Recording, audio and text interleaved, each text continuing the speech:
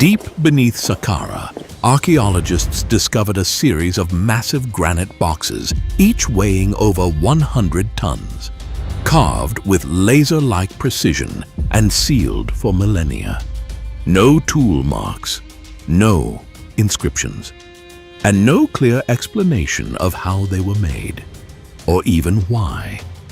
Ancient texts make no mention of them, yet their construction defies every known method of the time.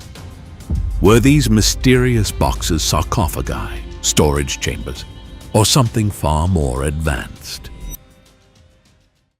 It all began in 1850 when French archaeologist Auguste Mariette was exploring the desert plateau west of the Step Pyramid. His team discovered a sealed passageway buried in rubble, a tunnel leading into the darkness. After days of digging, Mariette and his workers broke through into a vast underground labyrinth lined with enormous stone vaults. Inside them sat the boxes, 24 in total, each cut from a single piece of solid granite and capped with a lid weighing up to 30 tons. The craftsmanship was beyond belief. The inner surfaces were polished to a mirror finish, the corners measured with impossible precision, and each box was perfectly balanced. But here's the most shocking detail. These boxes are buried hundreds of feet underground in tunnels so narrow that it would be physically impossible to move them into place using the simple tools and methods known from ancient Egypt. Even today, with cranes and laser cutting, constructing and positioning a 100-ton box in such conditions would be an extraordinary challenge. So how did a civilization from 3,300 years ago accomplish this? Mainstream Egyptologists say the Serapeum was built during the reign of Pharaoh Ramesses II, around 1250 BCE. They believe the boxes were sarcophagi designed to hold the sacred Apis bulls, living embodiments of the god Ptah. But when the chambers were opened, they were empty. No mummies, no bones, no inscriptions. Nothing to suggest they had ever held remains. Just smooth, silent perfection. As if whoever made them intended them for something else entirely. Modern researchers have begun to revisit Saqqara with advanced scanning and material analysis. What they found only deepens the mystery. The granite comes from Aswan, more than 500 miles to the south. A logistical nightmare in ancient times. Transporting blocks of that size would have required monumental effort, especially through narrow tunnels. Yet there's no evidence of damage or misalignment. Every surface is exact.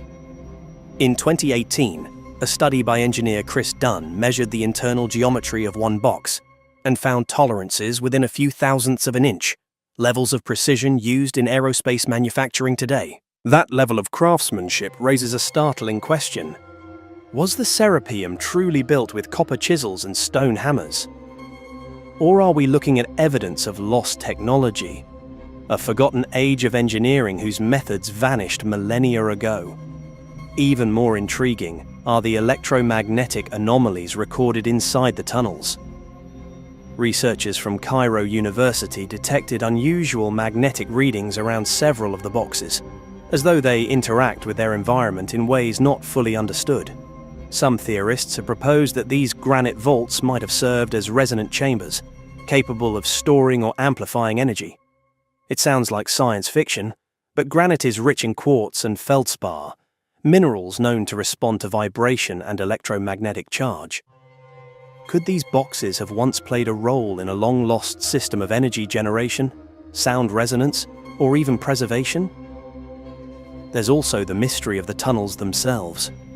The Serapeum is not a single corridor but an entire network, nearly 400 meters of passageways, some leading to unfinished chambers, others sealed off completely.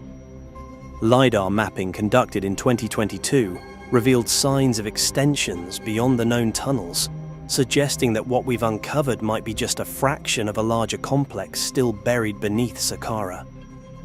Some Egyptologists suspect older layers beneath the Ramesside structure, possibly dating back to Egypt's mysterious pre-dynastic era, thousands of years earlier. Supporting this idea are the erosion patterns on the walls. Certain surfaces show wear consistent with prolonged exposure to water, hinting that parts of the Serapeum might once have been submerged, long before the desert formed. If true, It would mean these chambers predate recorded Egyptian history, built during a time when the Nile's floodplain stretched much farther west. So what were these colossal boxes truly meant for? Some believe they were not tombs, but vaults designed to contain something immensely powerful or dangerous. Others suggest they were harmonic devices, part of an ancient technology that used sound and vibration to manipulate matter. Whatever their purpose, the evidence refuses to fit neatly into the accepted story. And perhaps that's the most haunting part. Despite centuries of excavation, the Serapeum remains largely silent. No hieroglyphs name its builder. No ancient texts describe its creation. The pharaohs themselves seem to have inherited it rather than commissioned it. The precision, the scale, the mystery, it all points to something far older, more sophisticated, and more enigmatic than we dare to admit. Today, if you descend into those dimly lit corridors, you can still feel it. A pressure in the air, a low hum that seems to vibrate through the granite. Standing before one of those massive boxes, it's impossible not to wonder whether you're standing in a tomb or in the remnants of a machine left behind by a civilization lost to history. The 100-ton granite boxes buried beneath Saqqara defy every known method of ancient construction. But Egypt isn't the only place rewriting history.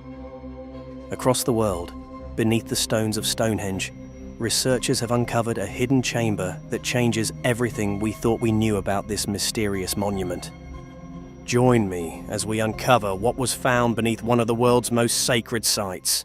For over 5,000 years, Stonehenge has stood in silence, a puzzle that has defied scientists, historians, and skeptics alike. But a recent underground scan has exposed something no one was prepared for. A massive hidden chamber buried deep beneath the stones. Sealed off since before recorded history, this space holds bizarre markings, impossible artifacts, and evidence that points to an origin story far stranger than we've been told. Some experts are already warning that this discovery will ignite global controversy. Because if what's inside is real, it doesn't just rewrite history. It questions who really built Stonehenge and why they may have wanted to hide the truth for thousands of years. The news electrified the archaeological world. Stonehenge, long believed to be fully explored, has just surrendered a secret we didn't even know existed. This isn't a minor detail or a buried trinket. It's a find that could change our understanding of who built Stonehenge, why they built it, and what rituals may have taken place here thousands of years before the pyramids of Egypt rose from the sands. For generations, the monument's secret seemed locked in its ancient stones. Theories flourished: an astronomical observatory, a burial site for elite chieftains, a spiritual gateway to the afterlife. But the latest technological tools, ground-penetrating radar and magnetometry, have pierced the earth beneath the monument with a precision never before possible. What they revealed stunned even the most seasoned researchers. An anomaly in the bedrock, perfectly geometric, sealed by layers of chalk and soil, hiding something man-made. The excavation that followed was cautious. Stonehenge is one of the most protected archaeological sites in the world, and disturbing it is no small matter. But slowly, layer by layer, the soil was peeled back. At a depth of nearly 10 feet, they found it. A hollowed-out chamber, roughly the size of a small room, cut directly into the chalk beneath the stones. Its walls were smoothed with remarkable care, and scattered across its floor were artifacts that no one expected. Polished stone tools, carved antler picks, and fragments of animal bone arranged in deliberate patterns. Even more astonishing was the presence of something that had never been documented at Stonehenge before: an engraved slab, etched with a series of interconnected spirals and symbols. Unlike the rough surfaces of the outer stones, these markings were fine and precise, as if telling a story meant only for those who knew the code. Some of these symbols match markings found at Neolithic sites in Ireland and the Orkney Islands, hinting at a cultural network spanning hundreds of miles. Could it be that Stonehenge was part of something far larger, a web of sacred sites sharing a single unifying belief system. The chamber's location may hold the key. It lies directly beneath what's known as the altar stone, a massive slab at the center of Stonehenge's inner circle. This positioning suggests the chamber was central to the monument's original purpose, perhaps a hidden sanctum for high priests or a repository for sacred objects. Some archaeologists believe it might have been a place where initiates underwent rites of passage, shielded from the eyes of the unworthy. Others wonder if it could be a kind of time capsule, deliberately sealed to preserve the memory of a forgotten age. Recent carbon dating of the bones from the chamber indicates they are over 5,000 years old, placing them in Stonehenge's earliest construction phase. This pushes back the timeline for complex ritual activity here by centuries. And intriguingly, isotopic analysis of the animal remains shows they came from as far away as modern-day Scotland, suggesting Stonehenge was drawing people, and perhaps pilgrims, from across the British Isles. The discovery also reopens one of the most heated debates in archaeology. How did Neolithic peoples, with no written language and only rudimentary tools, achieve such engineering feats? The chamber's precision-cut walls challenge assumptions about their capabilities. Some researchers are now looking into whether advanced techniques, possibly taught by a now-lost culture, were shared among the builders. But the revelations don't stop there. Residues found on some of the stone tools point to a rare mineral not native to southern England. For centuries, the sands of Saqqara kept a colossal secret buried just out of sight. Deep underground lay a labyrinth of tunnels holding something almost unbelievable. Giant stone boxes carved with astonishing precision, some weighing nearly 70 tons. These massive granite sarcophagi, larger than many cars, were hidden in darkness, untouched for millennia. Who built these colossal coffins, and why? The answers, as we unveil the Serapeum of Saqqara, will take us on a journey into one of ancient Egypt's most mystifying and awe-inspiring marvels. It was the year 1850. French archaeologist Auguste Mariette wandered through the desert at Saqqara when something peculiar caught his eye: the stone head of a sphinx peeking out of a sand dune. Sensing he was onto a hidden treasure, Mariette assembled a team of workers and began excavating.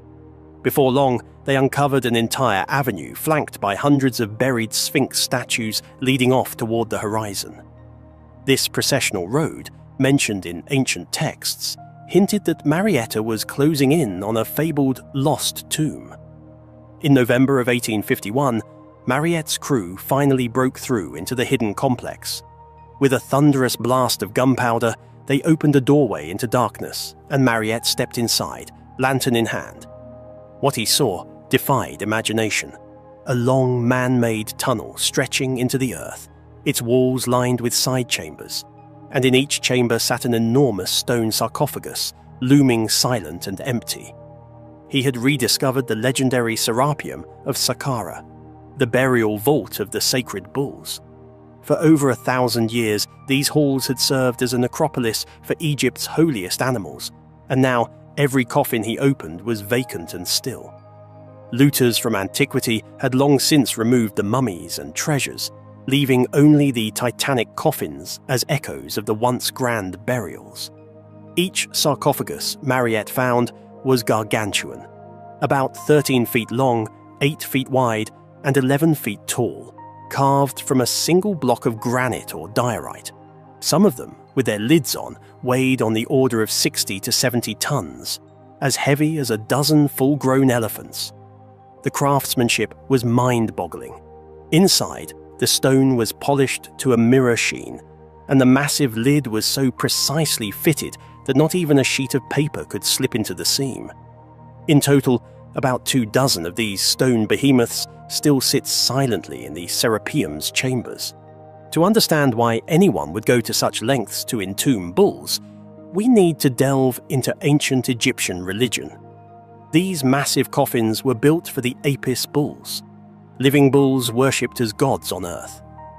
In Memphis, the old capital of Egypt, a single sacred bull at a time was venerated as the incarnation of the creator god Ptah. When that bull died, the Egyptians believed it became one with Osiris, the god of the underworld. Each time a revered Apis bull passed away, priests performed elaborate funerary rituals.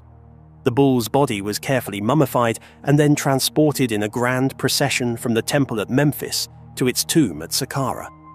The whole nation might mourn the loss. Once the bull god was laid to rest in one of these colossal sarcophagi, a new young Apis calf was chosen to carry the sacred spirit, and the cycle of worship began anew. Over a span of some 14 centuries, at least 60 Apis bulls were interred in the Serapeum's chambers, each one honoured with a burial fit for a king. Now, who actually created this vast underground mausoleum? The construction of the Serapeum was a project that spanned many generations of Egyptian rulers. The earliest known Apis bull tombs at Saqqara date to around the 14th century BC, during the reign of Pharaoh Amenhotep III. Back then, each bull had its own modest tomb somewhere in this necropolis. The idea of a collective bull cemetery came later. Around the 13th century BC, Prince Khemweset, a son of Pharaoh Ramesses the Great, oversaw the excavation of the first underground galleries for the sacred bulls. This initial network, now called the Lesser Vaults, was comprised of narrow tunnels with small side chambers to hold the coffins of the Apis. For a time, those smaller catacombs sufficed. But fast forward about 6 centuries to Egypt's late period, and the Serapeum saw an even grander expansion. In the 7th century BC, during the reign of Pharaoh Psamtik I, work began on the greater vaults. These new tunnels were dug on a much larger scale, taller, wider, and extending roughly 350 meters into the bedrock. It was in these great halls that the gigantic granite sarcophagi were installed. Over the following centuries, especially under the Greek Ptolemaic dynasty, new chambers and extensions were added until the complex became the sprawling maze we know today. Building and filling the Serapeum with these monoliths was a Herculean task. How did the ancient Egyptians manage to carve, transport, and position dozens of sarcophagi so massive that each could weigh as much as a space shuttle? Over the years, this question has fueled wild speculation. Some have even claimed the feat was impossible for ancient technology, spinning theories about lost civilizations or even alien assistance. But archaeologists have gradually uncovered clear evidence of the actual techniques the Egyptians used. Techniques that, while ingenious, were entirely within the abilities of human hands over 2 millennia ago. But the Serapeum is just one piece of the puzzle in Saqqara. In fact, this whole necropolis has been experiencing a renaissance of discovery lately.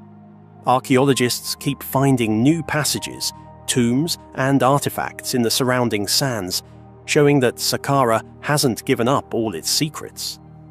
As astonishing as the Serapeum is, it's not the most unsettling thing researchers have found in Saqqara. In fact, not far from these massive stone boxes, archaeologists have recently stumbled upon something that truly shocked them. Scientists probing another tomb in the Saqqara necropolis discovered a find so disturbing and unexpected that it made headlines around the world. If you think the tale of the Serapeum was unbelievable, just wait until you hear about the horrifying discovery unearthed in this ancient burial ground. Join us as we delve into that chilling secret from Saqqara's depths. It's a revelation you won't want to miss. You know, everyone knows about the pyramids and the Sphinx, but so many of these mysteries are underground. Saqqara, which is one of the largest archaeological sites in the world, it's a subterranean complex. Academics say the dynastic people did this, but the stone came from Aswan, which is in southern Egypt. And so, you know, it's a very complicated, incredibly enigmatic, mysterious place. Beneath the sands of Egypt's vast desert lies the Saqqara necropolis, a site shrouded in mystery for over 4,600 years. What secrets are hidden within the world's oldest stone pyramid, the Step Pyramid of Giza, and the labyrinth of underground tombs and tunnels? How did ancient Egyptians, with their rudimentary tools, craft massive granite sarcophagi so precisely that modern engineers still marvel at their skill? How that was possible by the dynastic people is impossible. Could this sprawling necropolis, home to some of the earliest known religious texts, hold clues to forgotten technologies or even connections to otherworldly beings? They lie beneath the sands of Egypt, silent giants entombed in darkness. 24 colossal boxes, each a 70-ton enigma, hidden for millennia in a subterranean labyrinth known as the Serapeum. Discovered in the 1800s, they were declared tombs for sacred bulls. But their impossible precision, their sheer size, and the mystery of their creation tell a different story. A story that challenges everything we think we know about ancient technology, and whispers of a forgotten power, a power that may have reached beyond our world, to the stars themselves. What secrets do these silent sentinels hold, and are we ready to hear the answers? Welcome to the Serapeum. Beneath the shifting sands of Saqqara, a necropolis that served the ancient capital of Memphis, lies a hidden world, a testament to a civilization that grappled with the mysteries of life, death, and the cosmos. This is the Serapeum, not merely a tomb, but a labyrinthine complex whose purpose continues to elude the grasp of conventional understanding. Discovered in 1850 by Auguste Mariette, a man who dedicated his life to unraveling the secrets of Egypt, the Serapeum presented a riddle that echoes through the centuries, challenging our very perception of the ancient world. Mariette, a figure steeped in the lore of Egypt, initially believed he had found the burial place of the Apis bulls, sacred animals worshipped as manifestations of the god Ptah, later syncretized with Osiris as Serapis. He meticulously documented his findings, describing a long, vaulted corridor lined with chambers. Within these chambers he found them, 24 colossal granite boxes, each a monolith weighing upwards of 70 tons. These were not the rough-hewn sarcophagi of lesser burials, but masterpieces of precision engineering, their surfaces polished to a mirror sheen, their angle, their lids fitting so perfectly that a razor blade could scarcely penetrate the seam. The sheer scale of these boxes is staggering. Consider that they were quarried at Aswan, hundreds of miles up the Nile, transported to Saqqara, and then maneuvered into these underground chambers. How did a civilization, supposedly limited to copper tools and brute force, accomplish such a feat? Even with modern technology, moving and positioning these behemoths would be a formidable challenge. This alone should give us pause, should force us to question the simplistic narratives often presented about ancient Egyptian capabilities. But the mystery deepens when we examine the material itself: granite. Granite, a stone composed primarily of quartz, feldspar, and mica. Now, quartz, as any physicist will tell you, possesses a remarkable property: piezoelectricity. This phenomenon, first discovered by the Curie brothers in 1880, demonstrates that certain crystalline materials, like quartz, generate an electrical charge when subjected to mechanical stress, such as pressure or vibration. Conversely, when an electrical current is applied, they vibrate at a specific frequency. This is not some arcane secret. It's the fundamental principle behind a plethora of modern devices, from the humble quartz watch to sophisticated sonar systems used in underwater navigation. Investigative mythologist William Henry, a man who has traversed the globe in pursuit of ancient mysteries, recounts a personal experience that vividly illustrates this principle. While exploring Egypt, he encountered a towering granite obelisk, similar to those that once stood sentinel before ancient temples. Intrigued by its sheer size and the stories surrounding it, Henry struck the obelisk with his fist. And in response, the entire structure began to hum, a deep, resonant vibration that he could feel in his very bones. This was not a trick of the mind. It was a tangible demonstration of the piezoelectric effect in action. Now imagine those colossal granite boxes within the Serapeum. Were they too designed to exploit this very property? Were they, in essence, colossal acoustic resonators tuned to frequencies we can barely comprehend? Could the ancient Egyptians, with their profound understanding of geometry and mathematics, have mastered the art of manipulating sound and vibration in ways that elude our modern comprehension? Enter Christopher Dunn, an engineer who, in his seminal work, The Giza Power Plant, dared to apply the rigorous principles of his profession to the study of ancient Egyptian structures. He meticulously measured the Serapeum boxes, analyzing their dimensions, their internal volumes, the angles of their walls. His findings are nothing short of revolutionary. These were not haphazardly constructed containers, but precision instruments. Their proportions, their internal geometries, all suggest a deliberate design, one that strongly indicates these boxes were intended to resonate at specific harmonic frequencies, much like a finely crafted musical instrument. Dunn's work suggests a level of technological sophistication that is simply absent from the conventional narrative of ancient Egyptian civilization. Let's venture further, beyond the confines of physical engineering and into the realm of consciousness itself. Ancient cultures, spanning the globe, held a deep understanding of the power of sound to alter mental states. The Vedic traditions of India, with their intricate system of mantras and ragas, recognized the ability of specific sound vibrations to induce profound meditative states, to open the doors of perception to other realms of reality. Similarly, shamanic cultures, from the Americas to Siberia, employed rhythmic drumming, chanting, and the use of psychoactive plants to facilitate journeys into the spirit world. Could specific frequencies, generated within the resonant chambers of the Serapeum, have served a similar purpose? Could they have induced altered states of awareness, facilitating out-of-body experiences, allowing the initiated to transcend the limitations of the physical body and commune with other dimensions? The air within the Serapeum is thick with anecdotal accounts of strange phenomena. Visitors have reported experiencing heightened sensations, vivid dreams, even psychic experiences. Dr. Robert Schoch, a geologist and researcher who has extensively studied ancient sites, documents several such accounts in his book, Pyramid Quest. He recounts stories of individuals feeling a palpable energy within the chambers, of experiencing visions and receiving messages from unseen entities. Are these mere subjective experiences, easily dismissed as flights of fancy? Or do they hint at a deeper truth, that the Serapeum was deliberately designed to unlock latent potentials within the human mind, potentials that our modern scientifically oriented worldview has largely ignored or suppressed? To understand the possible function of the Serapeum, we must also consider the religious and cosmological context of ancient Egypt. The Egyptian Book of the Dead, a collection of spells and incantations inscribed on tomb walls and papyri, provides a fascinating glimpse into their beliefs about the afterlife. These texts describe elaborate rituals designed to guide the deceased's soul on its journey through the underworld, a journey that often involved a profound transformation of consciousness, a journey that was perceived as a celestial voyage. The Egyptians believed in the concept of the Ka, a spiritual double that survived the death of the physical body. The Ka required sustenance and was believed to be able to travel between the world of the living and the realm of the dead.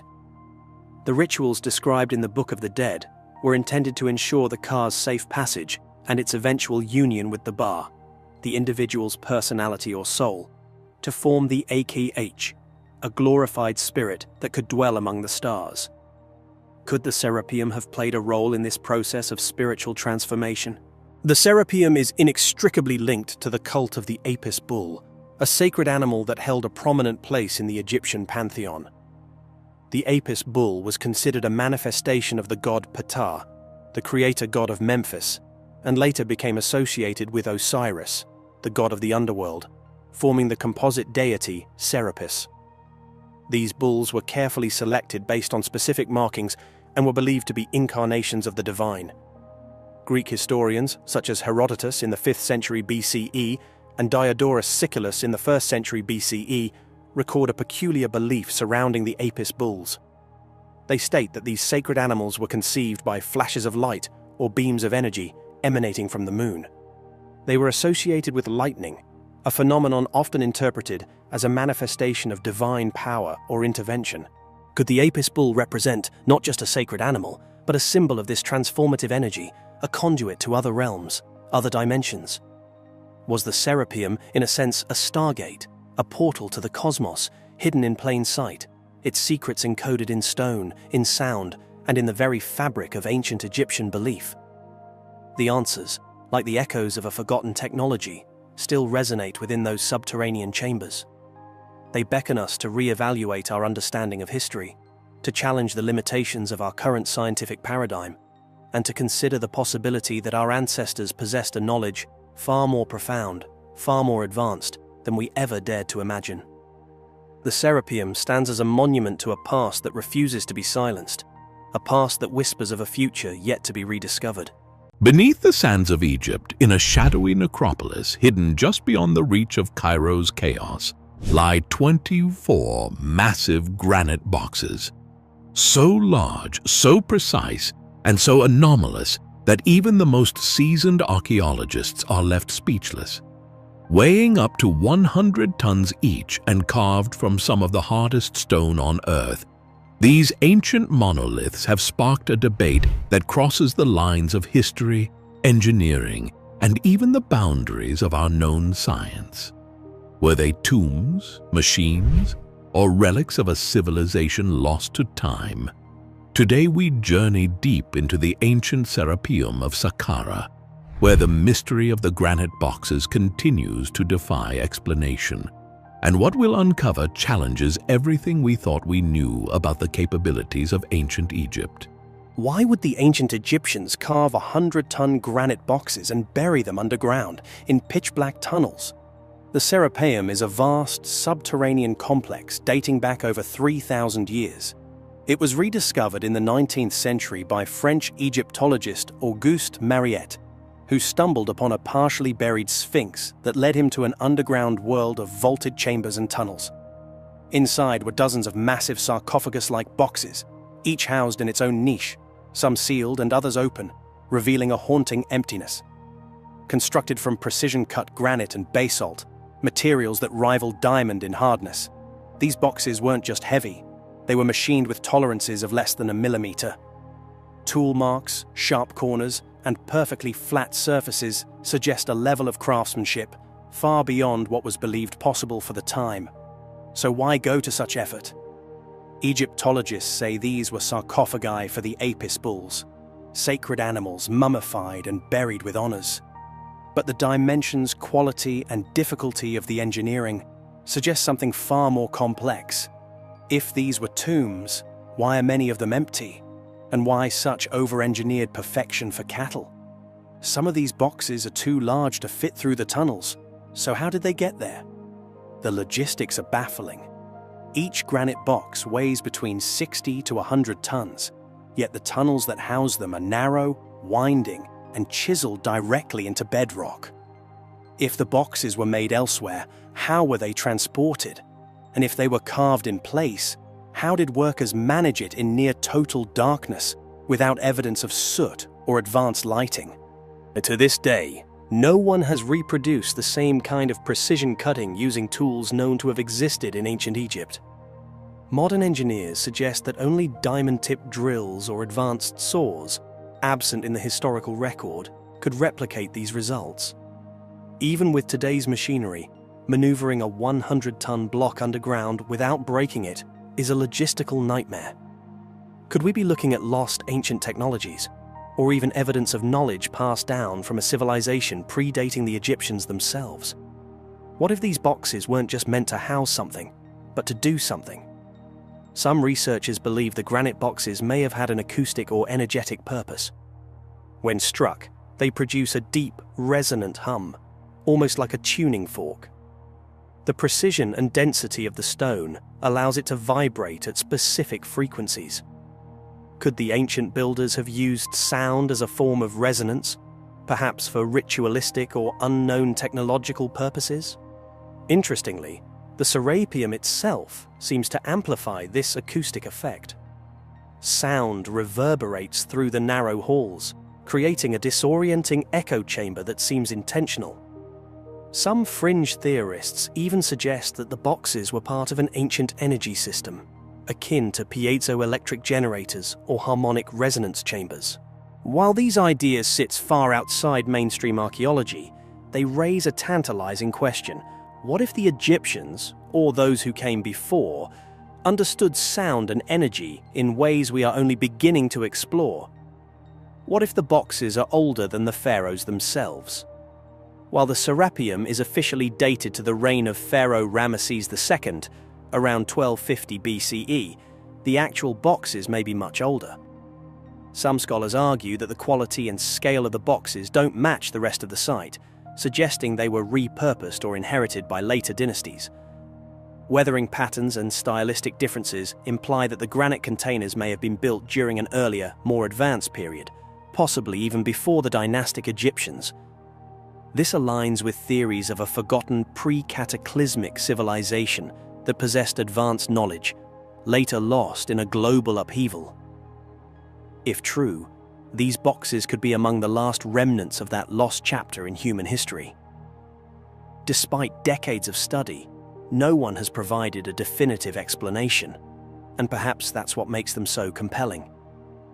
Mainstream archaeology holds to the theory of Apis bull tombs, but the lack of inscriptions, the technical overkill, and the empty chambers raise eyebrows. Some of the boxes have inscriptions, though often crude and likely added long after their construction. This suggests they were retrofitted, not originally intended for animal burials. The absence of hieroglyphs on most boxes is unusual for ancient Egyptian monuments, which were typically rich with religious and ceremonial text. Were these boxes sacred for another reason? Or were they never meant to be seen? The Serapeum's granite giants continue to whisper a story that doesn't quite fit into our current understanding of history. Whether tombs, resonators, or relics of a lost science, these massive boxes remain one of the most enigmatic archaeological finds on Earth. Their presence invites us to question the limits of ancient knowledge and reminds us that the past may still be holding secrets we're not ready or able to decode. Perhaps the greatest mystery is not the boxes themselves, but the silent intelligence behind their creation. If the mystery of Egypt's massive granite boxes left you stunned, just wait, because what scientists uncovered in India might be even more baffling. A colossal ancient structure, built with engineering that defies logic, is pushing the boundaries of what we thought ancient civilizations were capable of. Nestled deep within the rugged landscape of Karnataka, India, a land already rich in ancient history and archaeological wonders, stands Malibad Fort, a colossal enigma that throws into sharp relief the limitations of our current understanding of the past. While officially attributed to the 13th century Delhi Sultanate, a closer examination of this monumental structure reveals a narrative far more complex, more ancient, and potentially revolutionary. Malibad Fort is not merely a medieval bastion. It's a palimpsest of history, with layers of occupation and construction that hint at a civilization lost to time. A civilization capable of feats of engineering that defy conventional explanations.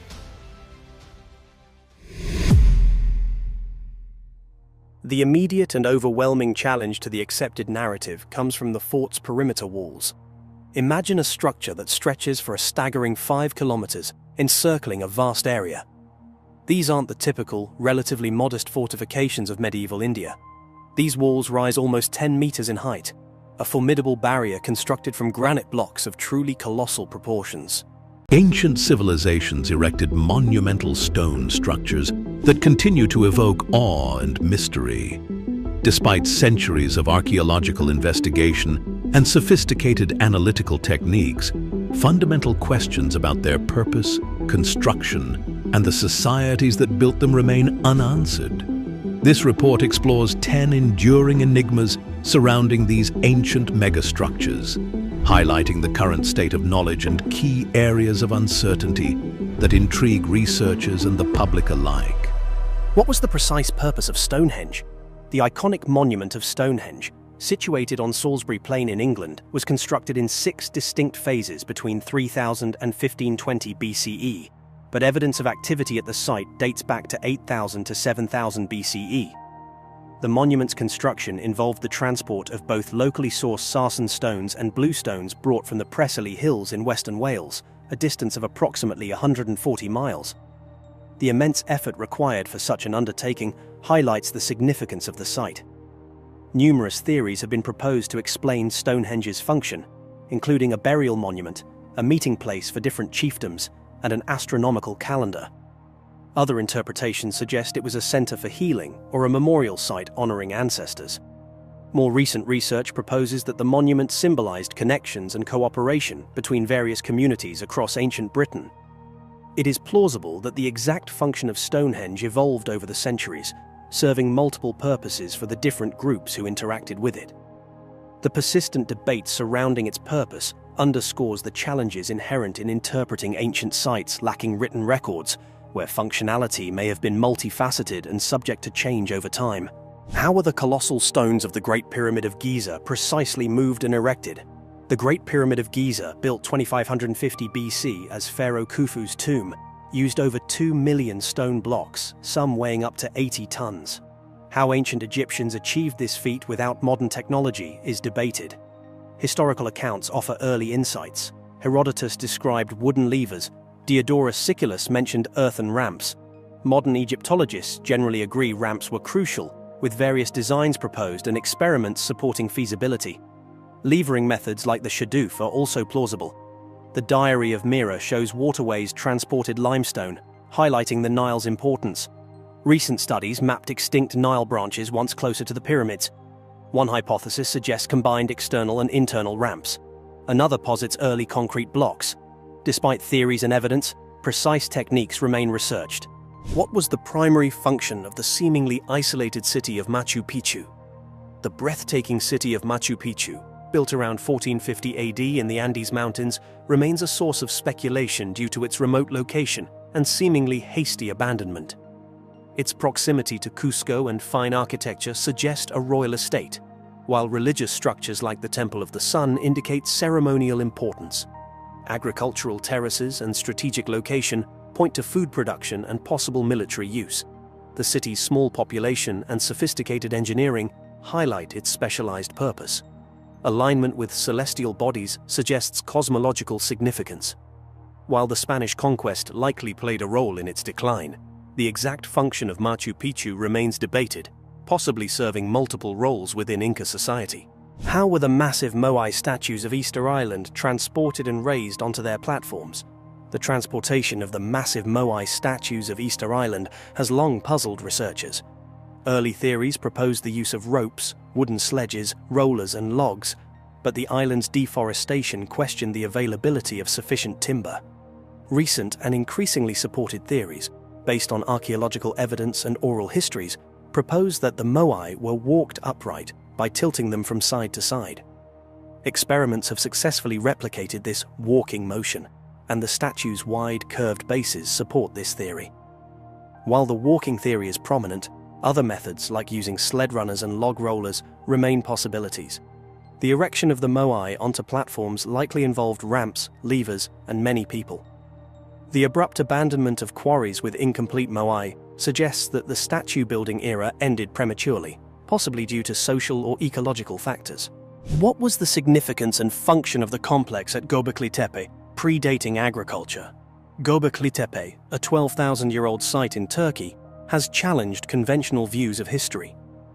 Initially thought to be a pilgrimage site, it's now believed to have been a settlement with a significant ritual component. The purpose of its monumental enclosures and carved pillars remains debated, with interpretations ranging from religious and mythological significance to astronomical functions. The deliberate burial of the site around 8,000 years ago adds another layer of mystery. While recent findings indicate a settlement aspect to Göbekli Tepe, the exact function of its monumental architecture and the full meaning of its rich symbolic carvings continue to be investigated. How was the vast and intricate complex of Angkor Wat constructed with the technology available at the time? Angkor Wat, built in the early 12th century by King Suryavarman II, is a massive temple complex in Cambodia, covering over 500 acres. Its construction involved transporting millions of sandstone blocks from quarries 35 kilometers away, using a network of canals and rivers. The labor force is estimated to have included around 300,000 workers and 6,000 elephants. Researchers believe holes in the sandstone blocks held wooden pegs that were used to lift and maneuver the stones into place. The complex is surrounded by a moat that served both defensive and water management purposes. Angkor Wat's precise astronomical alignment and evidence of unexplained towers built and demolished during construction suggest a complex and evolving building plan. Despite significant research, the exact construction methods of the Khmer builders remain a mystery. Who were the enigmatic builders of the sprawling city of Teotihuacan? Teotihuacan, a major pre-Columbian city, thrived in the Mexican plateau from the 1st to 8th centuries CE. Its builders are unknown, but their advanced knowledge is evident in the city's sophisticated layout and engineering. Teotihuacan was a significant religious center, but was abandoned around 750 CE due to reasons that are still debated today. What advanced techniques allowed for the seemingly impossible precision in the stonework of Sacsayhuaman? Sacsayhuaman, an Inca fortress in Peru, is famous for its massive, precisely interlocked stone walls. Built without iron tools or the wheel, the stone's size and precision are a mystery. Theories range from simple methods using ramps and rollers to more speculative ideas. One theory suggests the Inca used scribing and coping, carefully shaping each stone to fit its neighbors. The fortress's design also contributed to its structural integrity and earthquake resistance. Despite ongoing research, the exact construction techniques remain a fascinating puzzle. What was the purpose and what knowledge did the builders of the megalithic temples of Malta possess? The megalithic temples of Malta, built between 3600 and 2500 BCE, are some of the world's oldest freestanding stone structures. Their purpose remains unclear, but evidence suggests they were used for religious rituals, possibly focused on fertility or death. The temple's astronomical alignments and intricate carvings demonstrate advanced knowledge and skill. The sudden disappearance of the temple-building civilization around 2500 BCE adds to the mystery surrounding these ancient structures. What was the true purpose and meaning behind the extensive alignments of the Karnak stones? The Karnak stones in Brittany, France, are the world's largest collection of megalithic standing stones, erected during the Neolithic period. Their purpose remains a mystery, with theories ranging from astronomical functions to religious or ritualistic purposes. The sheer scale and organization of the site indicate its importance to the Neolithic communities that created it, but the lack of written records leaves their true intentions unknown. Before the deluge, before the waters rose and reshaped the world, a time of giants walked the earth. A time whispered about in ancient texts, a time shrouded in myth and mystery, the Great Flood. Was it a literal event, a global catastrophe, or a metaphor, a symbolic cleansing? Whatever the truth, the fossil record reveals a world far stranger than we imagined. A world where colossal beasts shared the land with our earliest ancestors.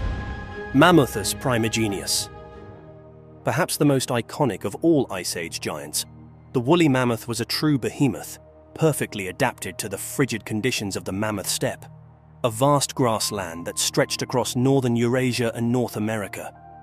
These majestic creatures were not merely animals to our ancestors. They were sources of sustenance, materials for survival, and objects of spiritual significance. Imagine an elephant draped in a thick, shaggy coat of fur, with long, curved tusks and smaller ears than its modern relatives. This was the woolly mammoth, a creature built to withstand the icy plains. Males could reach a shoulder height of over 9 feet and weigh up to 6 tons, while females were slightly smaller. Their thick fur, up to 35 inches long, provided insulation against the cold, and a layer of subcutaneous fat further helped to conserve heat. Woolly mammoths were herbivores, primarily grazing on grasses and sedges. They roamed the mammoth steppe, a vast grassland that stretched across northern Eurasia and North America. This habitat provided an abundance of vegetation to sustain their massive bodies. Early humans hunted woolly mammoths for food and utilized their bones and tusks for creating tools, weapons, and dwellings. Evidence of this interaction can be found in cave paintings and engravings on mammoth tusks. It is believed that the woolly mammoth disappeared either because of climate change, which led to a shrinkage of its habitat, or because humans hunted it to extinction, or as a result of both. In some cultures, mammoth remains were interpreted as the bones of giants or mythical creatures. These legends often attributed supernatural powers to the mammoth, reflecting the awe and wonder these creatures inspired.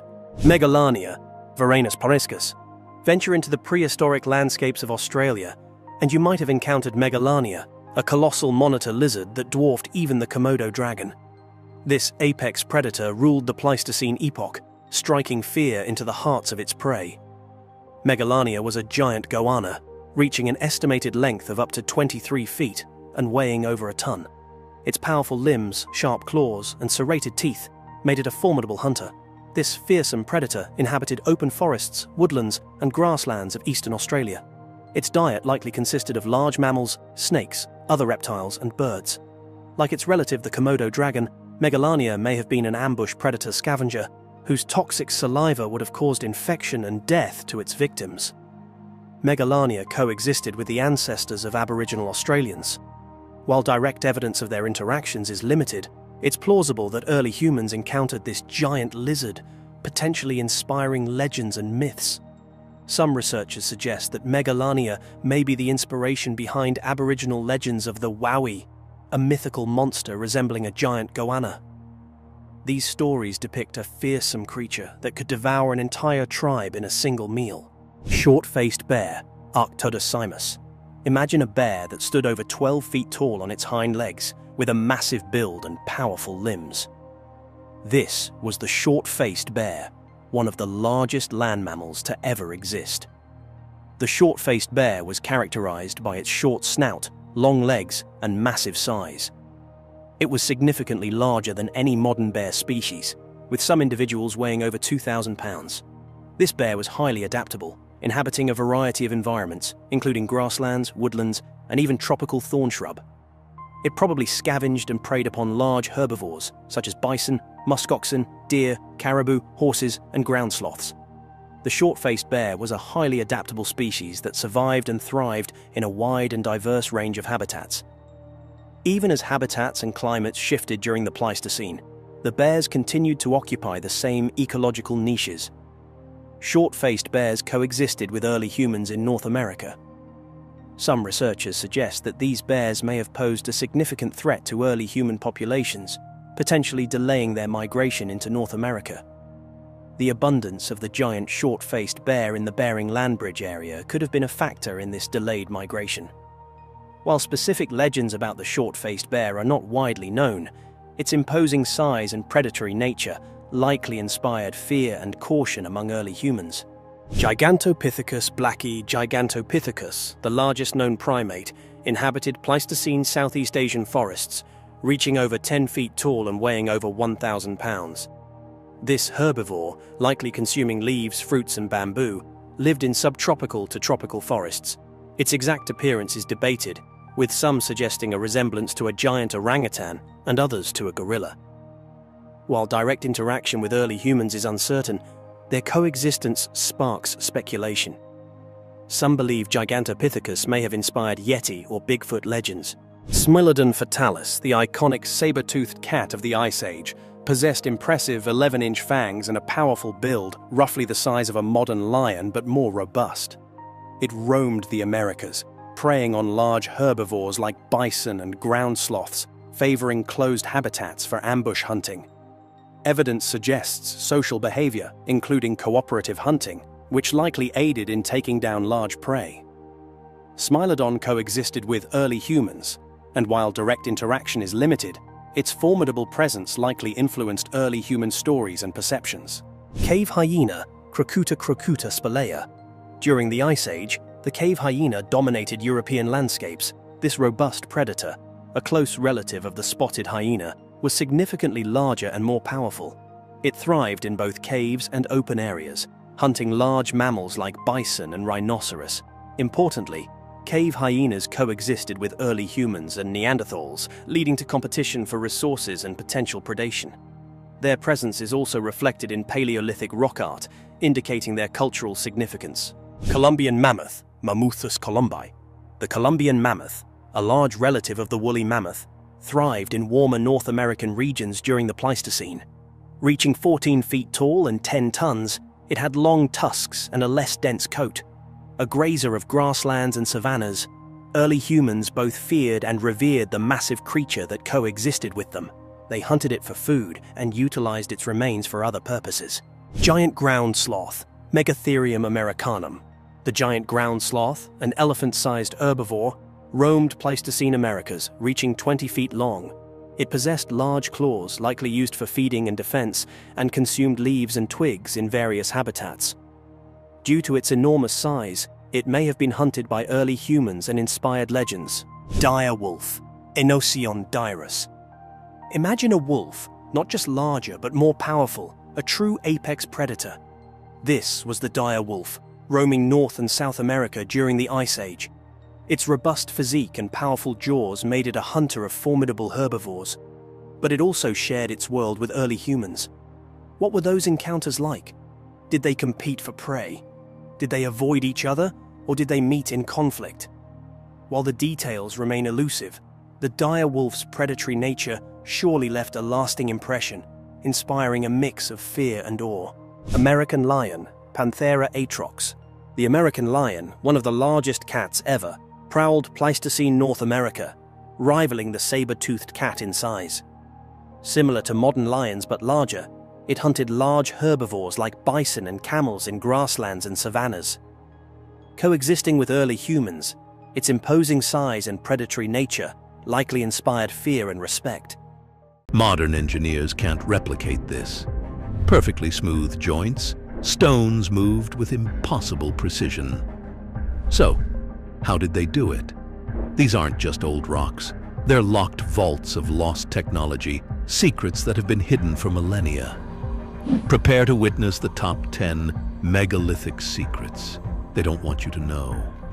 The structures that prove our history is far more complex than we ever imagined. Stonehenge, the iconic prehistoric monument in England, has fascinated people for centuries. Its massive stone circles and intricate alignments have inspired countless theories about its origins and purpose. Constructed in phases between 3000 and 1520 BC, Stonehenge is believed to have been built by different groups of people over time. The stones were transported from distant locations, with the blue stones originating in the Preseli Hills in Wales, over 150 miles away. The monument's final structure was made to align with the sun during the winter and summer solstices. While the summer solstice is a significant event at Stonehenge, recent research suggests that the winter solstice may have been more important to its builders. The monument's alignment with the winter solstice sunset and the evidence of large midwinter feasts at nearby Durrington walls point to the importance of this time of year in prehistoric Britain. Stonehenge may have been built to unify the early people of Britain, as suggested by the diverse origins of its stones. Ongoing research on the 6-ton altar stone at the centre of Stonehenge has revealed that it came from northeast Scotland, not from West Wales as had previously been thought. This finding could explain why the altar stone is laid horizontally, with similarities to the recumbent stone circles only found in that area of Scotland. The true purpose of a Stonehenge, however, remains a mystery. Theories range from a burial ground for elites to an astronomical observatory or a place of healing. Some scholars have even proposed that Stonehenge functioned as a type of computer to predict lunar and solar eclipses. Others have suggested that it may have been the center of a Bronze Age confederation of chiefdoms. From the standing stones of England, we turn to the earthbound enigmas of the Nazca lines in Peru. Etched into the desert floor of southern Peru, the Nazca lines are a collection of giant geoglyphs that have puzzled people for decades. Created between 500 BC and 500 AD, the lines depict a variety of animals, plants, and geometric shapes, some measuring up to 1,200 feet long. Some of the straight lines run up to 30 miles, while the biomorphs vary from 50 to 1,200 feet in length, meaning as large as the Empire State Building. The lines were made by removing the reddish-brown pebbles that cover the desert surface, revealing the lighter-colored sand beneath. The purpose of the Nazca lines is still a mystery, with theories ranging from astronomical markers to religious pathways or symbols of water and fertility. Recent research suggests that the lines may have been used for ritual processions, with people walking along the paths to make offerings to the gods. Studies have also revealed that the Nazca lines may have served different purposes, depending on their type and location, with some used for individual rituals and others for community-level activities. For example, line-type geoglyphs, which mainly depict wild animals, are often found near elaborate linear and trapezoidal networks, suggesting community-level use. On the other hand, relief-type geoglyphs, which depict human motifs or things modified by humans, are typically located near ancient trails, suggesting individual or small group use. The Nazca lines continue to be a source of fascination and research, with new geoglyphs being discovered using modern technologies like drones and AI. Here, the Nazca lines speak through sprawling geoglyphs. Catalhoyuk tells its story in the intimate spaces of its ancient homes. Located in what is now Turkey, Catalhoyuk is one of the oldest and largest Neolithic settlements ever discovered. Dating back to 7500 BC, this proto-city was home to thousands of people who lived in mud brick houses clustered together in an aggregate structure 11. The houses were accessed by ladders through openings in the roofs, with the rooftops serving as pathways and communal spaces. This unique urban design, combined with the presence of elaborate murals, sculptures, and burials beneath the floors, makes Catalhoyuk a remarkable testament to early human ingenuity and social organization. The houses were constructed of mud bricks, likely made by placing wet clay mixture between wooden boards or by using mortar and sun-dried bricks. Thick wooden posts were used to support the roofs and create internal divisions within the houses. Studies have shown that the people of Catalhoyuk may have had a more complex understanding of individuality than previously thought, as evidenced by their treatment of the dead. Burials were typically located beneath the floors of houses, and in some cases, skulls were removed and plastered to resemble lifelike faces. Interestingly, the burials at Catalhoyuk show no significant variations based on wealth or gender. The only bodies that were treated differently were those of children, which were decorated with beads and covered with ochre. This suggests a relatively egalitarian society with a unique focus on children. One of the most intriguing aspects of Catalhoyuk is the abundance of female figurines found within the settlement. These figurines, often depicted with exaggerated features, have led some to believe that the inhabitants worshipped a mother goddess. However, recent research suggests that the society may have been more egalitarian, with no clear evidence of a matriarchal or patriarchal structure. The true purpose of the figurines, as well as the meaning behind the elaborate murals and symbolic decorations, remains a subject of ongoing research and debate. Moving from the dense, above-ground settlement of Catalhoyuk, we now descend into the subterranean depths of the Hal Saflieni Hypogeum, a complex carved into the rock itself. Hidden beneath the streets of Paula, Malta, lies the Hal Saflieni Hypogeum, a unique underground necropolis dating back to 3300 BC. This subterranean complex, carved out of soft limestone, consists of a labyrinthine network of chambers, halls, and passageways spread across 3 levels. The Hypogeum is believed to have been used for both burial and ritual purposes, with the remains of over 7,000 individuals found within its chambers. One of the most intriguing features of the Hypogeum is the Oracle Room, a small chamber with unusual acoustic properties. Any vocalization made inside the room creates a powerful resonance that echoes throughout the Hypogeum. Studies suggest that these acoustic properties may have been intentionally designed to enhance ritualistic experiences and induce altered states of consciousness. The Hypogeum also contains intricate wall paintings and carvings, as well as a collection of artifacts, including the enigmatic Sleeping Lady figurine, which may represent a mother goddess. The Hypogeum was discovered by accident in 1902 when workers cutting cisterns for a new housing development broke through its roof. The workers tried to hide the temple at first, but eventually it was found. The study of the structure was first conducted by Manuel Magri, who directed the excavations on behalf of the Museums Committee, starting from November 1903. After witnessing the intricate underground architecture of the Hal Saflieni Hypogeum, we travel to the Irish countryside to examine the masterful above-ground passage tomb known as Newgrange. Newgrange is a Neolithic passage tomb in Ireland that predates both Stonehenge and the Egyptian pyramids. Built around 3200 BC, this large mound contains a passage leading to a chamber with a corbelled roof. Newgrange is famous for its alignment with the winter solstice sunrise, suggesting that its builders had advanced astronomical knowledge. The tomb also features intricate megalithic art. Additionally, analysis of ancient DNA from human remains at Newgrange has revealed evidence of incest, possibly practiced to maintain a dynastic bloodline. From the carefully constructed mound of Newgrange, we journey further back in time to Göbekli Tepe, where intricately carved pillars mark a pivotal moment in human prehistory.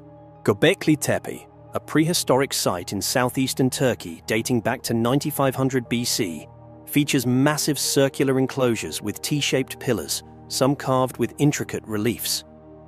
Built by hunter-gatherers, it challenges the traditional view that complex social organization and monumental architecture emerged only after the development of farming.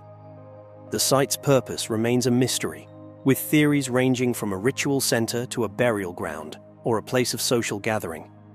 Where Göbekli Tepe reveals the dawn of monumental construction, Pumapunku presents a puzzle of sophisticated engineering with its precisely cut and fitted stones. Pumapunku, an ancient site in Bolivia, features massive stone blocks cut with extreme precision and fitted together without mortar. The construction techniques used remain a mystery, with some suggesting advanced technology and others proposing the use of geopolymer concrete. The true origin and purpose of Pumapunku continue to be debated. Departing from the precisely cut and fitted stones of Pumapunku, we journey to the standing stones of Karnak, where the mystery lies not in individual craftsmanship, but in the sheer scale and organized placement of thousands of megaliths. Scattered across the landscape of Brittany, France, the Karnak stones are the largest collection of megalithic standing stones in the world. Numbering over 3,000, these granite monoliths were erected by pre-Celtic people sometime between 4500 and 3300 BC. The stones are arranged in various formations, including long rows, circles, and dolmens, stone tombs. Studies have shown that the Karnak stones may have been part of a larger system of geoglyphs used to mark territories and demonstrate advanced geometrical knowledge in prehistory. The purpose of the Karnak stones remains a mystery. Some theories suggest that they were used for astronomical observations, religious rituals, or territorial markers. Others propose that they were part of an ancient system for detecting earthquakes or marking underground water sources. The Karnak stones continue to inspire awe and wonder, with their enigmatic alignments and sheer scale drawing visitors and researchers from around the world. While the Karnak stones stand as silent sentinels on land, the Yonaguni monument lies hidden beneath the waves, prompting questions about its origins and purpose. The Yonaguni monument, a submerged rock formation off the coast of Japan, resembles a stepped pyramid with terraces and platforms. Some researchers believe it's a man-made structure dating back 10,000 years, challenging our understanding of early civilizations. Others argue it's a natural formation caused by tectonic activity and erosion. Its possible cultural significance is linked to the Yoman people, prehistoric inhabitants of Japan. The true origin of the Yonaguni monument remains a mystery. After debating if the Yonaguni monument was man-made, we find a much more certain human construction in the Gosek Circle, a site built to track the movement of the sun. The Gosek Circle, a Neolithic structure in Germany dating back to 4900 BC, is a circular enclosure aligned with the winter solstice, sunrise and sunset. Excavations have revealed evidence of ritualistic practices and a connection to the Nebra sky disk, suggesting a sophisticated understanding of the cosmos and astronomical knowledge continuity in Central Europe. The site's unique latitude, allowing the full moon to pass directly overhead, suggests its potential use as a lunar calendar. Let's consider an extraordinary possibility. Could there be a lost civilization lurking as yet undetected somewhere far back in remotest prehistory? Could the myths of a former golden age brought to an end by an immense global cataclysm be true? For thousands of years, titanic stone monuments lay entombed beneath earth and sea, silent, unseen, and all but forgotten. Now, site by site around the globe, these megalithic secrets are coming to light, and archaeologists are stunned by what they are finding. In the highlands of southeastern Turkey, a windswept hill called Göbekli Tepe held an astonishing secret beneath its soil. During excavations in the 1990s, archaeologists uncovered massive T-shaped stone pillars arranged in rings. Carved with animals and abstract symbols, these megaliths have been dated to over 11,000 years ago, 6,000 years older than Stonehenge. Built by prehistoric people before agriculture or metal tools, the site has been called the world's oldest temple. Curiously, after about 15 centuries of use, the entire complex was deliberately buried under layers of sediment. This ancient act of preservation left the pillars in pristine condition for modern researchers. Even today, only a small fraction of Göbekli Tepe's 22-acre expanse has been excavated, and dozens more stone circles are detected by radar still lying hidden underground. Not all hidden megastructures require diving or digging. Some have been hiding in plain sight. In central Mexico, for instance, stands a hill topped by a Spanish colonial church, long thought to be a natural feature of the landscape. Only in the 20th century did archaeologists realize this hill is actually the Great Pyramid of Cholula, the largest pyramid by volume on Earth, now completely covered by soil and vegetation. Centuries of abandonment allowed dirt to accumulate and trees to grow, disguising a man-made mountain. Tunnels carved into its flanks revealed multiple layers of brick and stone temples beneath. The revelation that a structure bigger than any in Egypt lay hidden under a grassy knoll astonished historians and locals alike, proving that sometimes myths and legends literally lie beneath our feet.